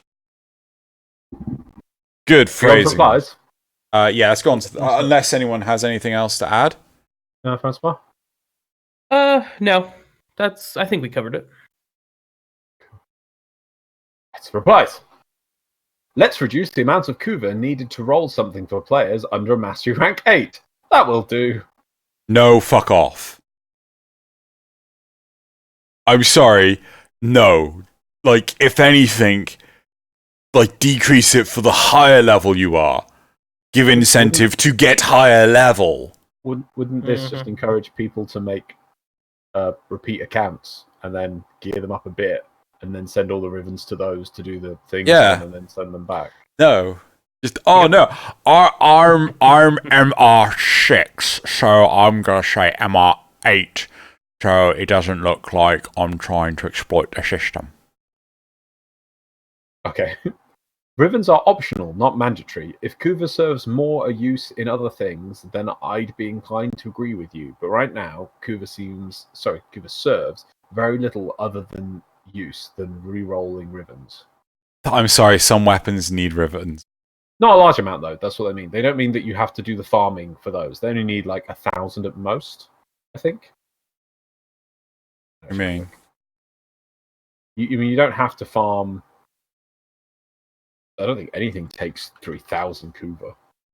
I was going to say, I think an item that requires the most Kuva is, I believe, the Bleeding Body Ephemera, and it's 10,000. But that's an end game item, or quote unquote end game. Yeah. Click to view blueprints requiring Kuva. Caliber Umbra 60, Orvius 4,000. Fair enough. Garuda 3,500. Nidus 2,000, Octavia Systems 2,000, Harrow 2,000, Tsar 1,800, Twin Roga 1,600, Kesheg 1,400, 400 for the research, and the Tatsu at 1,200. Okay, a lot more than I was expecting, but still, the Orvius is ridiculous, but okay, fair enough, it was the War Within thing. The rest of it, yeah, the most is the Garuda, I guess, which is basically the equivalent of one reroll. And then once you farmed one Garuda, you're not going to farm another one, are you? You shouldn't. No, you shouldn't. But I feel that you can get those fairly easily, and they're fixed amounts you can work towards. So I don't think we need to up the Kuva amount. If we added another thing in game, let's say there was something like an Orokin reactor or catalyst that you needed that required 4,000 Kuva to build. Yeah, that you needed a lot of. Maybe we should think about how much Kuva we give out, but at the moment, no. I agree. And the only thing I meant with like adding another game mode to increase variety is because personally I've been the victim of burnout myself. So it's just something that burnout is sort of always like, how can we fix this and keep players interested in the games? That's fair. Yeah, no, I completely agree. Because I remember when we had Headshot on in the past, and he would turn around and say, I hate survival. Fucking hate survival. Oh, fucking shit. Fucking hate survival. Because he would always do it before, and he hated doing it in the Void because it just burnt him out massively, because it was the best way to do Void keys. So I think variety is important, but at the same time, when you're experiencing burnout, go play something else. Yeah, that ultimately is the best cure. Yeah. And then it makes you appreciate Warframe even more. In a big way. DE more leans towards getting new blood than trying to keep old blood playing and keep servers active. What? It's a bit unfair. It's a bit unfair. They have to balance both things, and I think they do a fair job of doing that.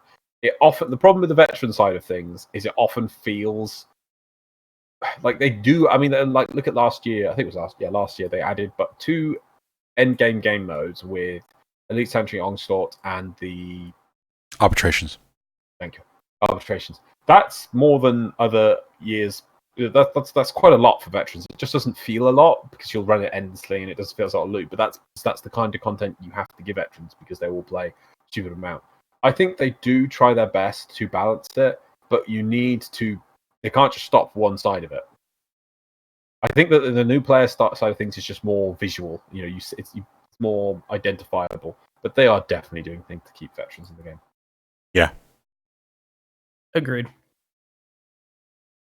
I've spent 2 weekends plus whatever time I have to play after work and have yet to get my juicy roll or anything close to it. Anything that will alleviate the Kuva grind will be appreciated. I know. Do something else. No, seriously, like I'm with you. Yeah, it's just, well, it was more a case of I didn't want dead air, but it's like you can't expect yourself to just do the same thing day in, day out. I mean, this isn't World of Warcraft where you can eat a sandwich while doing dungeons and watching. What was I watching? Some form of anime. Was it? I think. Or I thought it had been like a movie or something in English at least. But maybe it was a TV series actually. Yeah, I wouldn't be surprised. Sci-fi. Quite possibly. Anyway, so yeah, because I remember all sorts of weird and wonderful grinding of World of Warcraft, but if you're feeling tired and frustrated of doing the same thing day in, day out, you can always do something else. And if you don't feel like you're getting any satisfaction or accomplishment from doing anything that isn't getting the best fucking Riven, like, just maybe Warframe isn't for you. I mean, hell, there's a completely different route you could go getting your God Riven. Go farm Prime parts, go farm other things, sell that off for platinum, and then buy the God Riven. You don't have to make it yourself. Or just buy Plat and then buy the Riven. I want to go down the avenue that they don't want to spend money. That's fair enough, but it is still an option, is all I want to identify. I mean, Warframe is free to play, and at some point, it is nice to give back to DE. I'm not saying that that's what you have to do, because obviously you've identified that, well, they've identified they can play the game to get a chance at a God Riven, and you've identified there are ways to get a platinum to just buy a God Riven. So we've got 3 avenues open here. So I'm not saying they have to do it this way. Yeah. And then the thing is going to be, let's say they get their amazing juicy roll. What are they going to do with it? Yeah. As soon as they've got their God Riven, then what? Yeah. It's not that the game is requiring you to have this right now, and it's okay, you don't get it. It's sad, but are you still being able to complete all the content in the game? Yeah. All right. Yep. Next. Yeah, that's a big reason why I don't do Rivens really quick is that there's nothing in the game content-wise unless I'm trying to go 6 hours in a Kuva survival that requires me to have it. There's gear that allows me to finish everything, so... Or 24 hours on the plains. Because you're mad. Why did you pick the planes? Because I'm having mad. flashbacks. Think about Orb Valis. Think about the Exploiter. How glorious that was, stealing all the Sonic and Knuckles game cartridges, Loz. It was. It was glorious. Yeah, because our angle was not at, oh my god, the game is broken and we're trapped in this. It was, oh, damn it bugged out and we couldn't complete our thing. That's a shame, but we could have done it and we were enjoying the game anyway. Instead of, it's broken and there's nothing to do. It's broken and there's nothing to do. Anyway, let's move on. Right. Honestly, I think that rolling Rivens should cost 1,800 Kuva each, and every roll which would equal... Sorry. Honestly, I think that rolling Rivens should cost 1,800 Kuva each, and every roll which would equal to 3 extractors, 1 flood plus 1 extractor, 10 minutes in survival. I think that means... And that would mean every roll would be equal to 3 extractors, or 1 flood plus 1 extractor, or 10 minutes in survival. That's what they're trying to say. But is the cost too high? This is a much more interesting discussion. Instead of oh yeah, give more Kuva out everywhere and drops and things. It's like, is 3,500? Does that number need a little bit adjusting? Should it be? I'm not saying they're saying 1,800. What about 3,000? Not 500 off of that. Okay, let's ask this a card. Is 3,500 Kuva per roll too high? Do you have a thought on this, Francois? I think knocking it down to 3,000 would be a good start. It's, that's approximately 1 regular Kuva siphon without a booster, so that'll save you a little bit of time while still maintaining a pretty chunky amount of Kuva. No, not according to the wiki. Well, That's 3. That's 3. The regular Kuva siphon nets you 5,500 to 7,000 Kuva, right? So 500 to 700. A regular siphon? Yeah. Okay. You said 1,000, and I'm like, whoa. Sorry. 100. My bad. Oh. So, but if you wanted to... you could double that using a booster, which I know not everyone's going to have access to. Mm-hmm. But if you something... So if we say we drop it down to 3,000, that's still 3 siphons you have to do. Yeah. Yeah? But there's that extra little 500 that you won't need that will sort of like accumulate over time. So after 6 or 7 rolls, it's like buy 6 rolls, get 1 free. So if you're really dedicated to the Riven grind and you're really focused on that, it will pay off. If you're somebody who just sort of rolls Rivens casually, I can see that as being not as much of a decrease and it wouldn't matter as much. But if you're not doing hardcore Riven grinding, then it won't matter to you either way. So I would not be opposed to having a way to reset Rivens. If you have, 40 rolls on the Riven, you can reset it back down to 0. And I don't know if you either have to re-unlock it or... I don't know. I guess we already have the Riven transmuters, so that's sort of a... Never mind. That was dumb. I'm sorry. I forgot about the Riven transmuters. Nothing's dumb. Right, okay. I think we're done with this topic. Should we move on to the last one? Yeah. Cool. Right, last topic. Powers shouldn't be completely useless against certain enemies. Please be a nullifier topic. I get that being able to control a capture target or being able to pull them to prevent them from running away would be pretty broken, but why is everything about that oh god, choking. But why is every power that mag has completely useless against capture targets. Literally every single one. They don't even deal damage. When the corpus aren't at alert level 4... What? You said aren't. When the corpus are at alert level 4 and Rachnoids start to drop, the Rachnoids are completely immune to stasis, so that if Limbo's Cataclysm or crowd control is there, nothing to protect him from the Rachnoids while he starts killing the enemies. You could just dash into Limbo to protect yourself, but then you can't do damage to anything and basically can never leave the rift. Frames with powers that work like these are put at a huge disadvantage and become more focused and less rounded. And in cases where there are players who choose to use a single frame for pretty much everything, it's as if they are punished for doing so because of conditional power effects.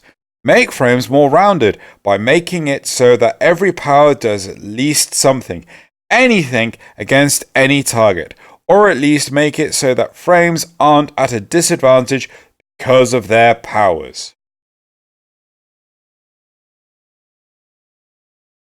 There was a lot in that. Not gonna lie. Sorry, it says, it's not another fire topic. I know, I'm kind of sad. We haven't had another fire topic in, I don't know, forever. I'm not quite sure if... Clearly they're balanced. Well, either that or Tobiah's dodging the topics. And, I don't know. We had it a lot for like a long time. Anyway, so this sounds like Orb Valis. Who fucking uses powers on capture targets? Don't you just fucking shoot them? Yeah, no, I just shoot them. I just shoot them with a gun. Yeah, I don't know if you guys knew this, but there's actually guns in this game. I don't know. I'm sorry, that was bad. Cut that out, please. Yeah. No. I could do one better. Don't you guys all have guns? What are you talking about? Did you guys have guns? Yeah. So, like, to be honest, this strives a mentality that I've been seeing a lot with the more recent frames, where it's all about constant activity and engagement with the Warframe abilities, things like Hildren, things like... I mean, I might just be talking out my ass, but I feel that a lot of the more recent frames are all about constantly using abilities, right? Constantly clicking on abilities, not toggling them on and then keeping an eye on that, making sure that they're still on, like Oberon's Renewal or Necros' Desecrate or, oh god, Hysteria, Valkyr's Hysteria. I'm talking about, just constant engagement with abilities, like I feel Garuda's shield mirror thing, that is just a higher level of engagement than the other abilities. And I'm kind of sensing, I'm using my seventh sense, I don't know what my 6th month is, I'm using my 7th sense to kind of feel out that this person is wanting to constantly use the abilities on anything and everything, and just like those other newer frames are trying to instill in gameplay. Does that make sense? Yeah, so what you're saying is that they've been playing the newer frames and they're feeling that mentality into their gameplay. It's like, hey, I'm always using my powers. Pew, pew, pew, pew.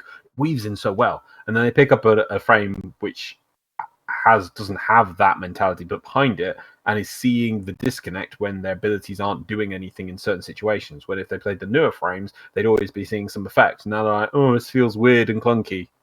It's not working. Why is it not working? That frame it works. Things work. This frame's not fair. Could you check their account?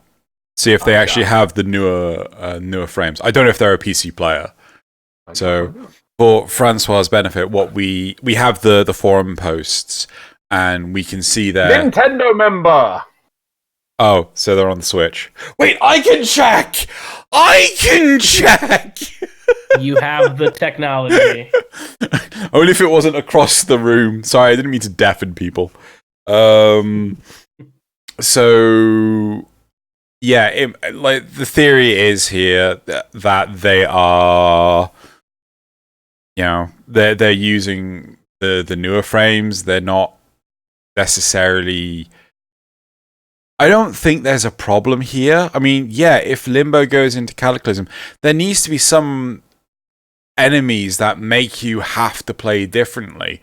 Otherwise you're just doing the same thing over and over and over again, which is why I'm in favor of nullifiers. Yeah, nullifiers are also easy enough to take care of. Usually, you could just kill them. You could hit the little machine on the top of the dome. Like, there's ways to get around nullifiers and their power. Turn off magic. And so, yeah, I don't think this is an issue. I think Warframe, part of the magic of Warframe is that there are so many frames that do so many different things that are cool. But you're right. You don't need to be able to do all that cool stuff every single second of every single mission. I don't think it's going to hurt you to take 5 minutes, kill Arachnoid, or to kill a nullifier, and then get back to spamming your crazy abilities. Well, I don't know about 5 minutes, but yeah, I get your point. Yeah, I meant I meant seconds. I apologize. I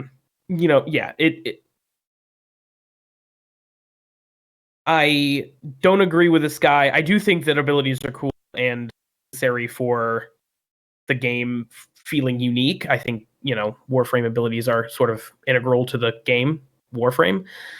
But yeah, having these enemies that you have to think about and like, oh, I have to approach this a little bit differently is not a bad thing.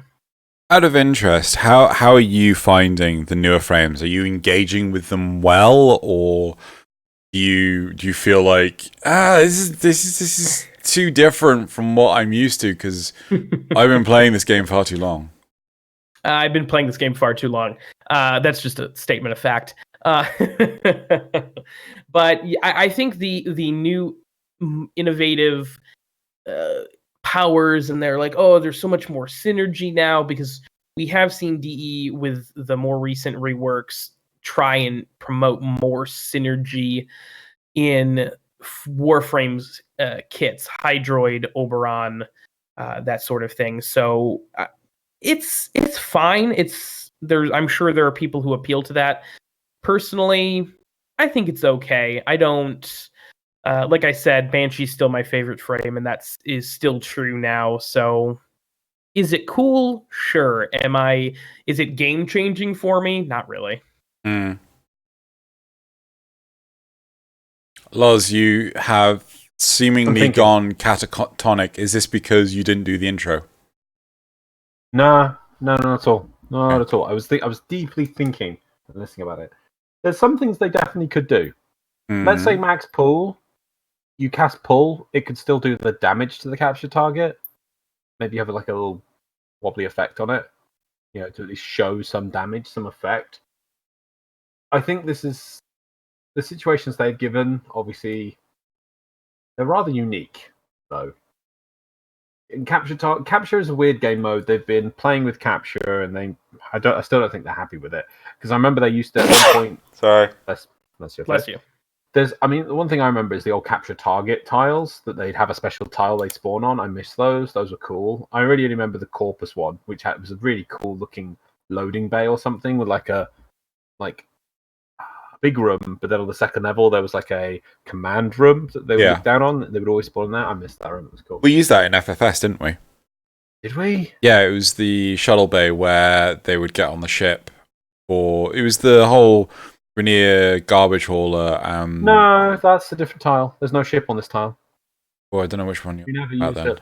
Yeah, it was a really cool tile.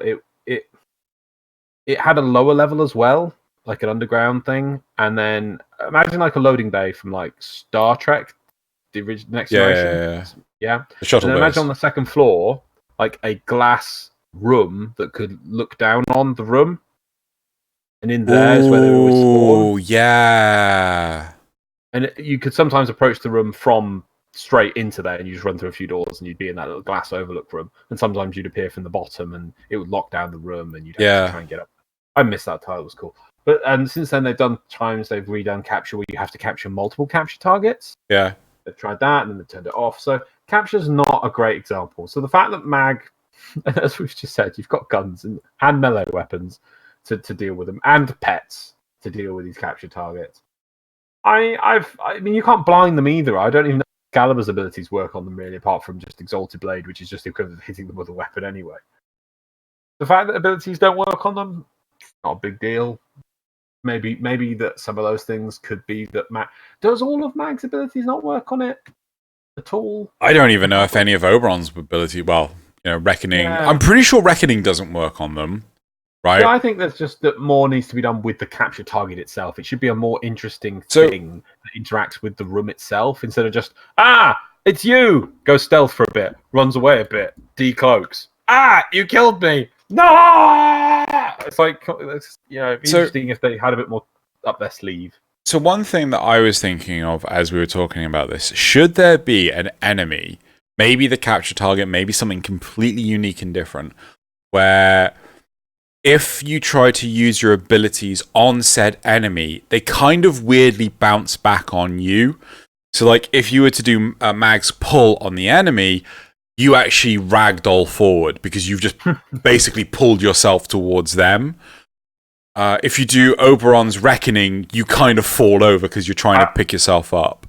I don't think this should be on the capture target, but I would like a mob that does this kind of thing, but it would have to telegraph so that you know that you're under the situation when you don't want to cast abilities. Yeah, maybe it's a case of like there's a weird pulsing field on the floor that if you're standing in, maybe Hysteria just goes like weird and... your claws and everything just turn off and you can't do anything until you turn off Hysteria.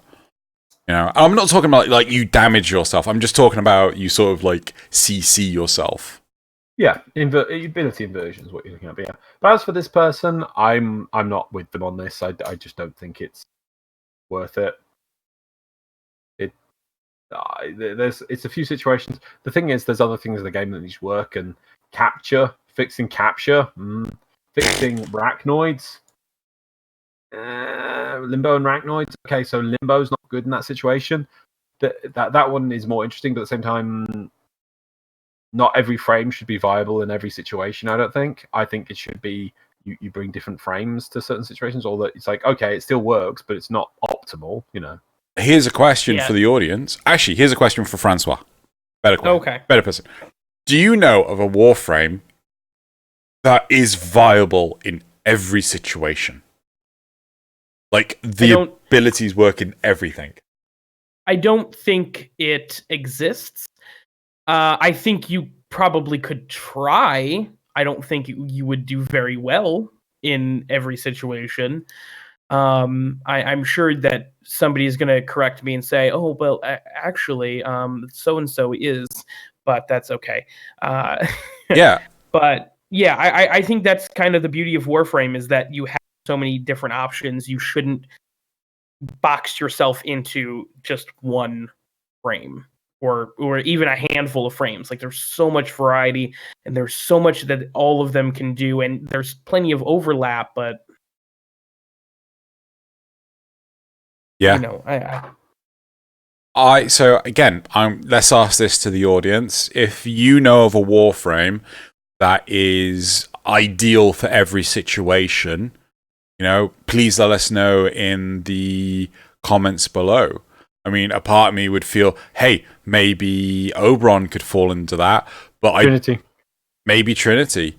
But I kind of feel that there are situations where Oberon can't benefit from that because of things like when Revenant does his everything's immortal now. Cool, I'm not taking damage when I need to. Thanks. Awesome. But maybe there is a Warframe that Trinity. is. How does Trinity do damage, Loz? How does Trinity's abilities deal with capture targets? Got guns. Those aren't abilities, Loz. You got guns. Yeah. How does a nullifier impact on Trinity's... Actually, how does a nullifier impact on Trinity's blessing? What? I don't think you can cast it in the bubble, and if you walk into the bubble, you use the damage reduction. That's it. All right, okay. But does it still Cast when you're outside the bubble? Yeah, he'll do the heal. Okay. Do you know how you deal with nullifiers? Shoot him. You got guns. Plus, Plural. you've also got melee. Actually, no, you could have throwing knives. Those aren't guns. Yeah. I'll say you've got like 900 different weapons. Literally pick any of them. It's a beautiful thing. Actually, at this point in time, cue the meme from Jurassic Park. Shoot! Ha! Anyway. Right. Are we on to replies now? Sure, let's have a look.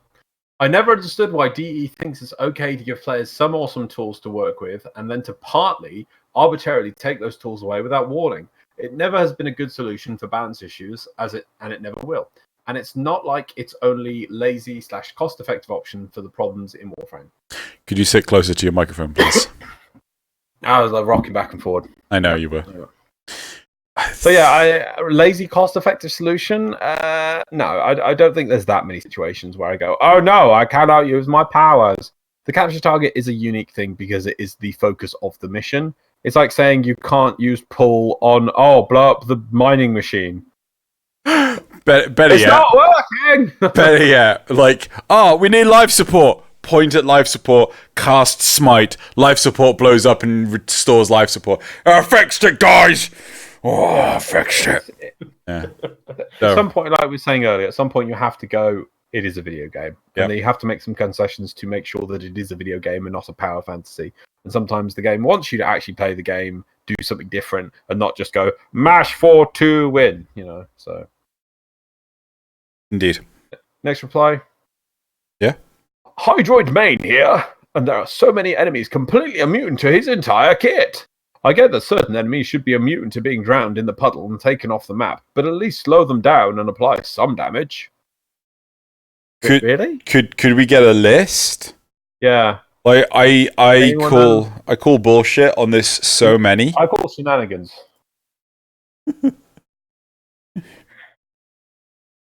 Who plays Hydroid anyway? Let's just trigger people. Get people real perturbed about their Hydroid love. I definitely. Sorry. Yeah, go. No, please go ahead. I was just going to say I agree. That many characters that aren't affected by Hydroid. I can't think of any off the top of my head, but yeah. Well, I mean, in the rare cases I do play Hydroid, I don't often go, oh, look at all these mobs I'm not doing anything to. I puddle most mobs. I flail most mobs. I don't see a problem, really. FYI, if anyone does decide to come up with a list, do not put any of the special characters in, like bosses or the mid-bosses, like Stalker, because I'm just going to laugh, right? Yes, they're special cases. They're not meant to be affected by abilities. Well, they said his whole kit, so that would assume that both his 1 and his, I think it's 3, no, it's 2, the 3's undertow, isn't it? Yes.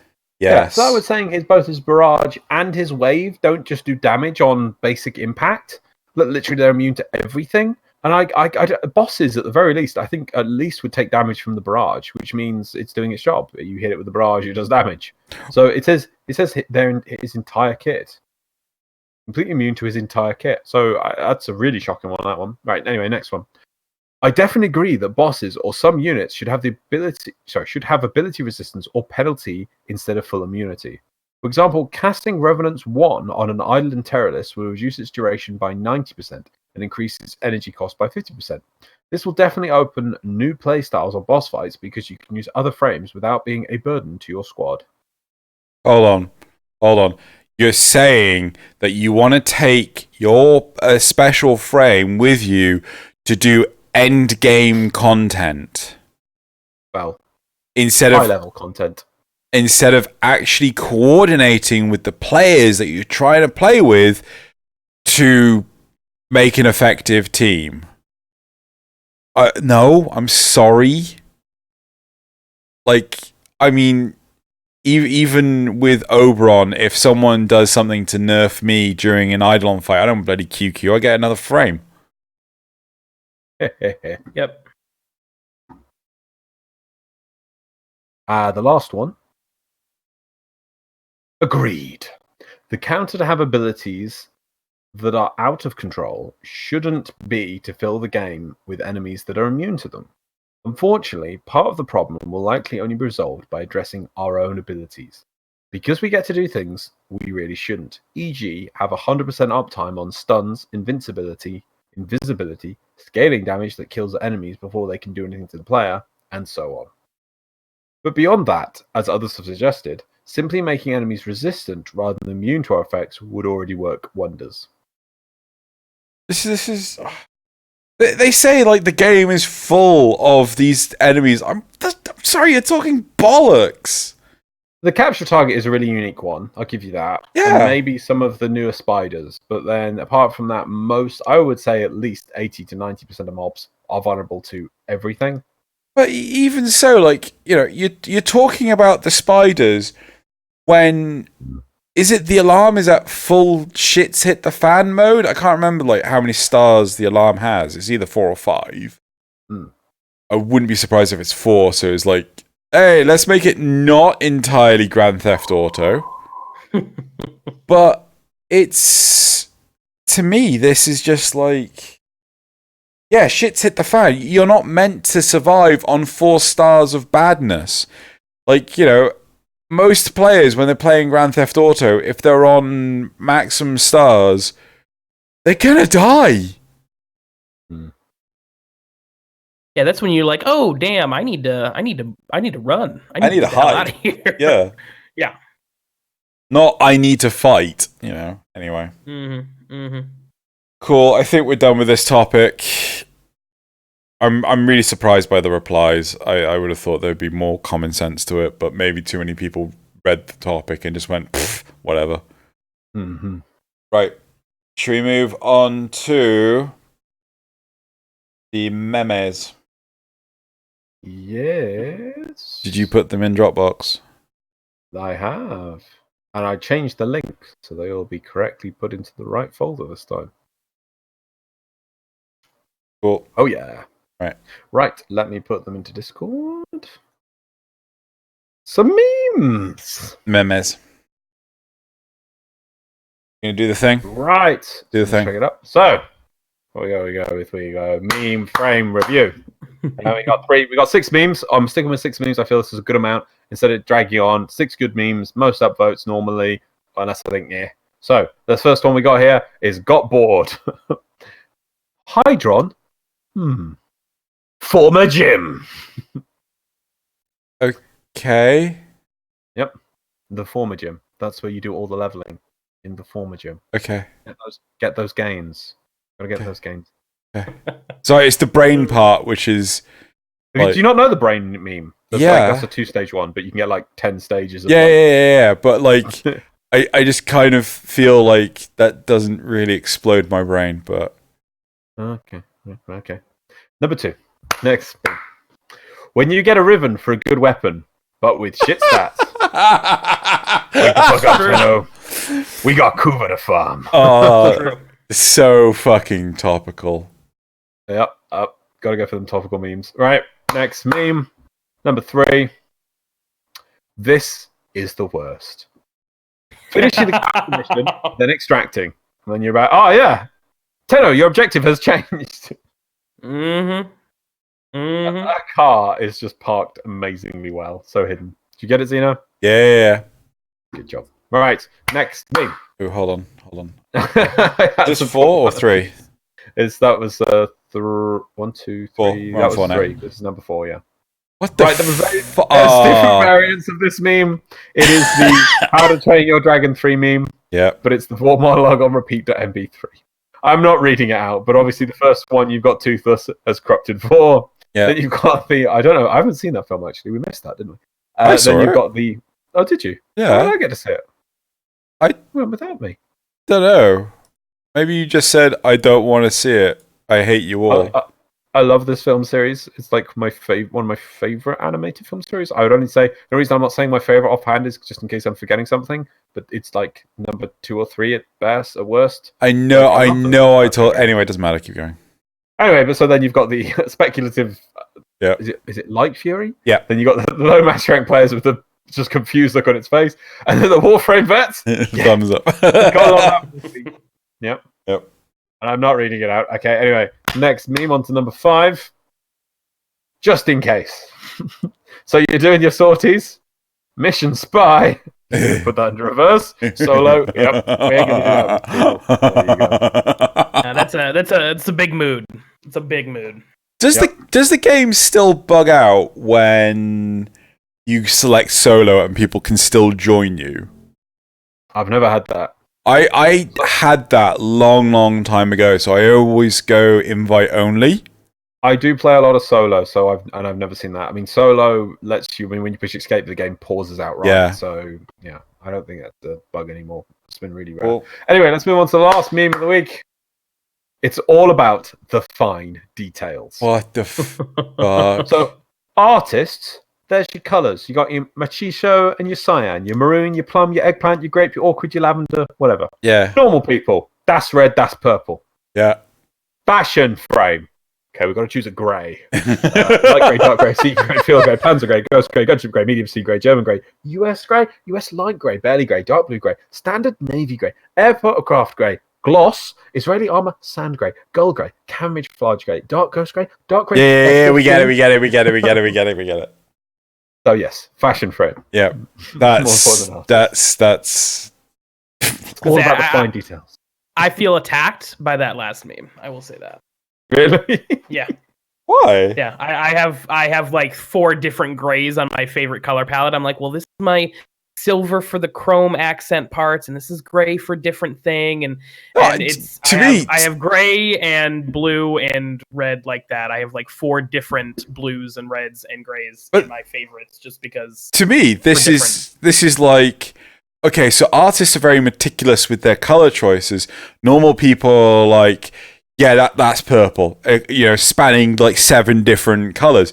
But Fashion Frame, they're even more meticulous. They are even more conscientious, I think that's the right word, of what colors they are choosing.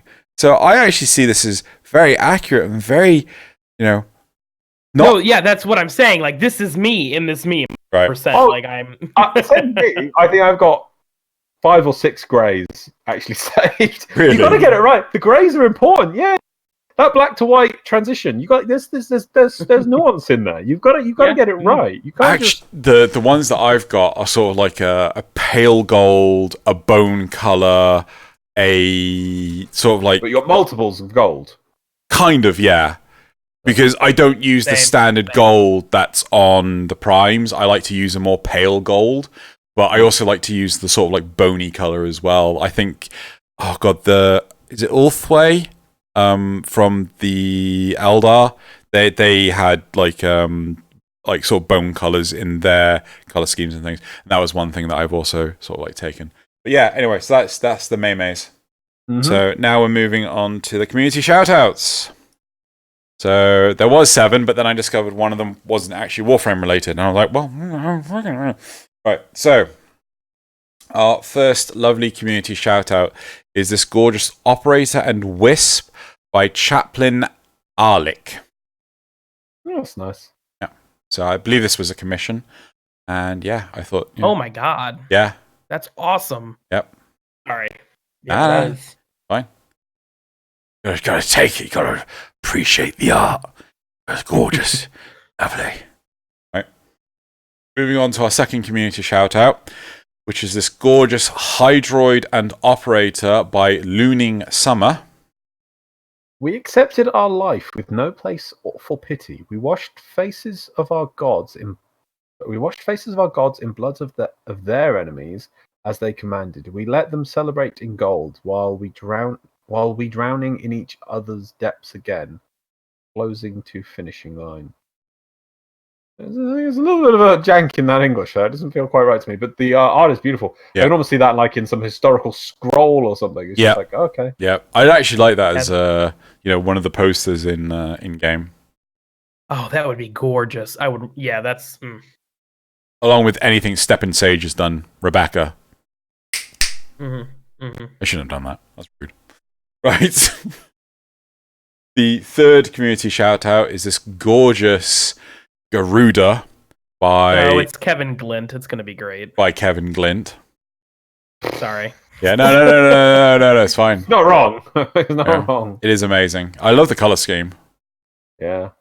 Yeah. Gorgeous. Right, so the fourth community shout out. So this actually came up a while ago. I don't know if we've had this as a community shout out. This has been slowly resurging in my community, in my responses and things in videos and things, where someone was talking about a potential deluxe skin for Excalibur. And I think this is a fan concept, not an official one, right? But I could be wrong. But the Wonder Everlast Excalibur skin by Asterisk. So yeah. I mean, that is amazing. And I would love it as a skin, but to be honest, I would even settle for some of those parts taken off and made into armor bits. Yeah. Like the legs and the shoulder could easily be taken off and just made into armor components. Yeah. And it would still be amazing. Those legs are amazing. Yeah. Yeah, those legs are awesome. The belt with the scarf is great. That shoulder is oh, I mean, this is a great piece. I actually really love the addition of the fur. Because it looks like it's not part of the Warframe. It's just like, you're shoving some fur here, or chuck this off, some vermink, yeah, or skinned the vermink alive and I fucking fashioned it into a skirt. In fact, I think you should just take it, and then they can make a whole armor skin and attachment set from that as separate things. And hey, let's make a sign downer out of fur. Let's make a sign downer as well that goes in. Yeah. There you go, full set. It'll sell, make money. Good job. Move on. Let's go. Too beautiful to look at. So we're on the fifth community shout out. Right. Is this lovely Mirage and Baruch doodle by Rittens. Thinking of scribbling all the frames that I don't touch. I love Baruch's design a lot, but playstyle, Mirage is at least used, and for personal reasons too. Same, really. I was just gonna doodle. Just a doodle. Just doodle. There we go. Net beautiful. So for Francois, it's a running joke we have. It's like, because you get these people who just like doodle off a picture, and you're like, oh, that's more amazing than anything I will ever do unless I spent like 10, 20 years of my life actually attempting to copy that. Oh, that's nice. And that's just a doodle for you, is it? Oh, okay. Yeah, I'll just sit here, doing nothing. Yep. Right. And then our last community shout out, which may appear as a little bit of a surprise, is this Gas City Secret Room full guide. That should be not goal, it should be full guide. By Headshot. So this I was curious. I wanted to know what a gull guide was. Yeah, it's supposed to be full guide. Sorry, my bad. Oh. So the reason for this coming in here was I was hunting down the what's the name of the damn things? The partner fragments? No, the Captura tiles, right? And I couldn't for the love or money find where the damn beacon was in this room. It's like it's the third one he shows off in the video. And I was like trying so bloody hard to find it. And I could hear it, and to find out that it was underneath something, it really pissed me off. So I wanted to actually shout out this guide if anyone actually particularly cares. They probably already found it, but yeah. So that's it for the community shoutouts. So yeah, coming to an end. Loz, considering you didn't do the intro, it's your quote. Yeah, it is. Okay, so. Oh, is this why you bloody did it? Yeah, I mean, I've got 11 times that you said I didn't do the intro, and seeing as I didn't do the intro, I'll do the quote this week, and that way you can have 2 weeks off from not doing the quote. Right, so you can save yours for next week, and then you're ready for next week. There we go. That's and then back on the odds again. Cool. I'm back on the odds again, because that seemed to be a thing for you, so I thought, I'll trick him. Ha ha ha. I didn't think you'd make such a big deal over the intro, though. Even though I told you before we were recording, remember, you don't have to do the quote, because I'm doing... Did you actually forget that and actually write the quote beforehand? I had this, wrote 2 days ago. I was meaning to do this. I thought you might guess it when I just sat there going, yes. And then long pauses of... Yes. Yeah, no, I thought you'd already written it. I thought you'd already written it. Pain in my Right, ass. there we go. 2.5 minutes of Loz do the quote. Cool. But like all living things, the Orokin unleashed a fever to fight this sentient outbreak.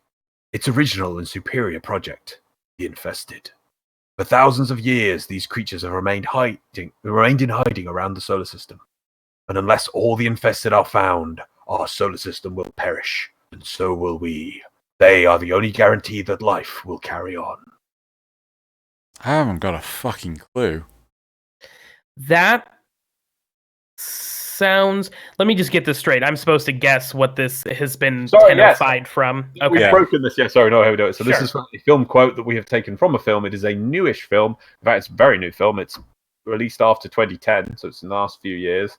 It is a quote from a film, and then I've changed the nouns and a few of the words to make it fit the Warframe universe rather than the universe it's from. So, for instance, if it was, say, it would talk about insurgents, I might say Grenier, that kind of thing. Mm-hmm.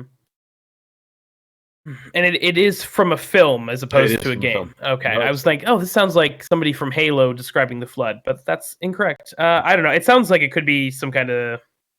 Do it again. But like all living things, the Orokin unleashed a fever to fight this sentient outbreak. Its original and superior project, the Infested. For thousands of years, these creatures have remained in hiding around the solar system. Unless all the Infested are found, our solar system will perish, and so will we. They are the only guarantee that life will carry on. Could you break it down sentence by sentence? Because I'm not quite sure if I'm getting confused by what you're saying. Okay. But like all living things, the Orokin unleashed a fever to fight this sentient outbreak. Right. Its original and superior project, the Infested. Okay. For thousands of years, these creatures have remained in hiding around the solar system. And unless all the Infested are found, our solar system will perish. And so will we. They are the only guarantee that life will carry on. Have I seen this? Yes. In the cinema. Did I enjoy it? I think you said it was okay. I don't remember you having too many problems with it. Oh my god. I have a guess. Sorry. Do it. Well, it's a guess because it's a book that I really liked, and it was made into a movie that I really didn't like. And I think it might be Ender's Game? No. Fuck. Okay. Then I liked Ender's Game. It was a good film. I don't think I've done a quote from that. Ender's Game. Sorry, do you like the book but you didn't like the film, or you liked the... Yeah, they changed stuff in the film from the book that I was like, eh. You've definitely done Ender's Game quotes. Yeah. I know that the film is not great from like a dialogue and thinking point of view, but I just feel like it's got some good visuals. And to be honest, we're so starved for good sci-fi films. It's just like, I just enjoyed it from just like, can we have more sci-fi films? That's true. Okay, it is a film series. It is a fantasy universe. No, it's a real world universe with outlandish elements, let's say. It is a famous series of films. So real world setting, did you say? Real world setting, but then there are things that are beyond the real world in this real world setting. Like, as if you had... Is there magic in it? No magic. It's not. There's no space in it though, but it's sort of sci-fi, I guess, but like not really sci-fi. I don't want to say. I could say one thing of what those. Yeah, but that kind of give it away. The newish film series, very old film series. So is it a newish film for the old film series? Yes, the film series is like really old, like 60s, 50s, like a really old TV series. This is the newest film in the series.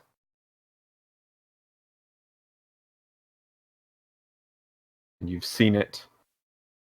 And I thought it was okay. I think you said it was alright. I don't think you thought it was amazing. You didn't hate it. What else? I mean, I haven't got a fucking movie from the 50s and 60s that are getting a new film post 2010 that has stuff from outer space but isn't in space. The only thing that I can think of off the top of my head that hits all those is maybe Godzilla? Yeah, it is. Yes!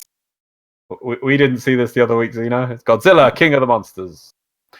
But like all living organisms, the Earth unleashed a fever to fight this infection. Its original and rightful rulers, the Titans. For thousands of years, these creatures have remained in hiding around the world. Unless all the Titans are found, our planet will perish, and so will we.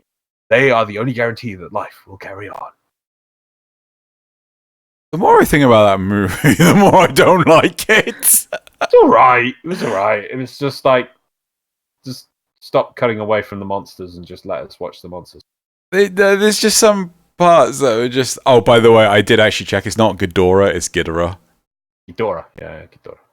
No, Ghidorah. Ghidorah. No, Ghidorah. The original Japanese pronunciation is Ghidorah, not Ghidorah. That's the American. I will go get some. I have not. Like, I asked Yi this. Yi is a huge Godzilla fan. You know. Anyway, I'll go watch AVGN because he has been a fan since he was a small child. And I'll go watch how he says it and then copy it across. But what's the other one that we don't get a complete over how to pronounce? And that's he says it Desodroya. Oh yeah, I think it's Destroyer, but yeah, it's Desodroya. I don't know how that's supposed to be pronounced, but yeah, we haven't seen that yet. That's probably the next film. Right, anyway, let's move on. So there we go. That's the quote for this week. Thank you very much for being here, Francois. Francois? Yeah, I still think the '98 movie was better. The '98 movie was better than both of those. It's not a Godzilla film. I don't give a shit. It was still better than both of those. It's not a Godzilla film. More Godzilla than either of those.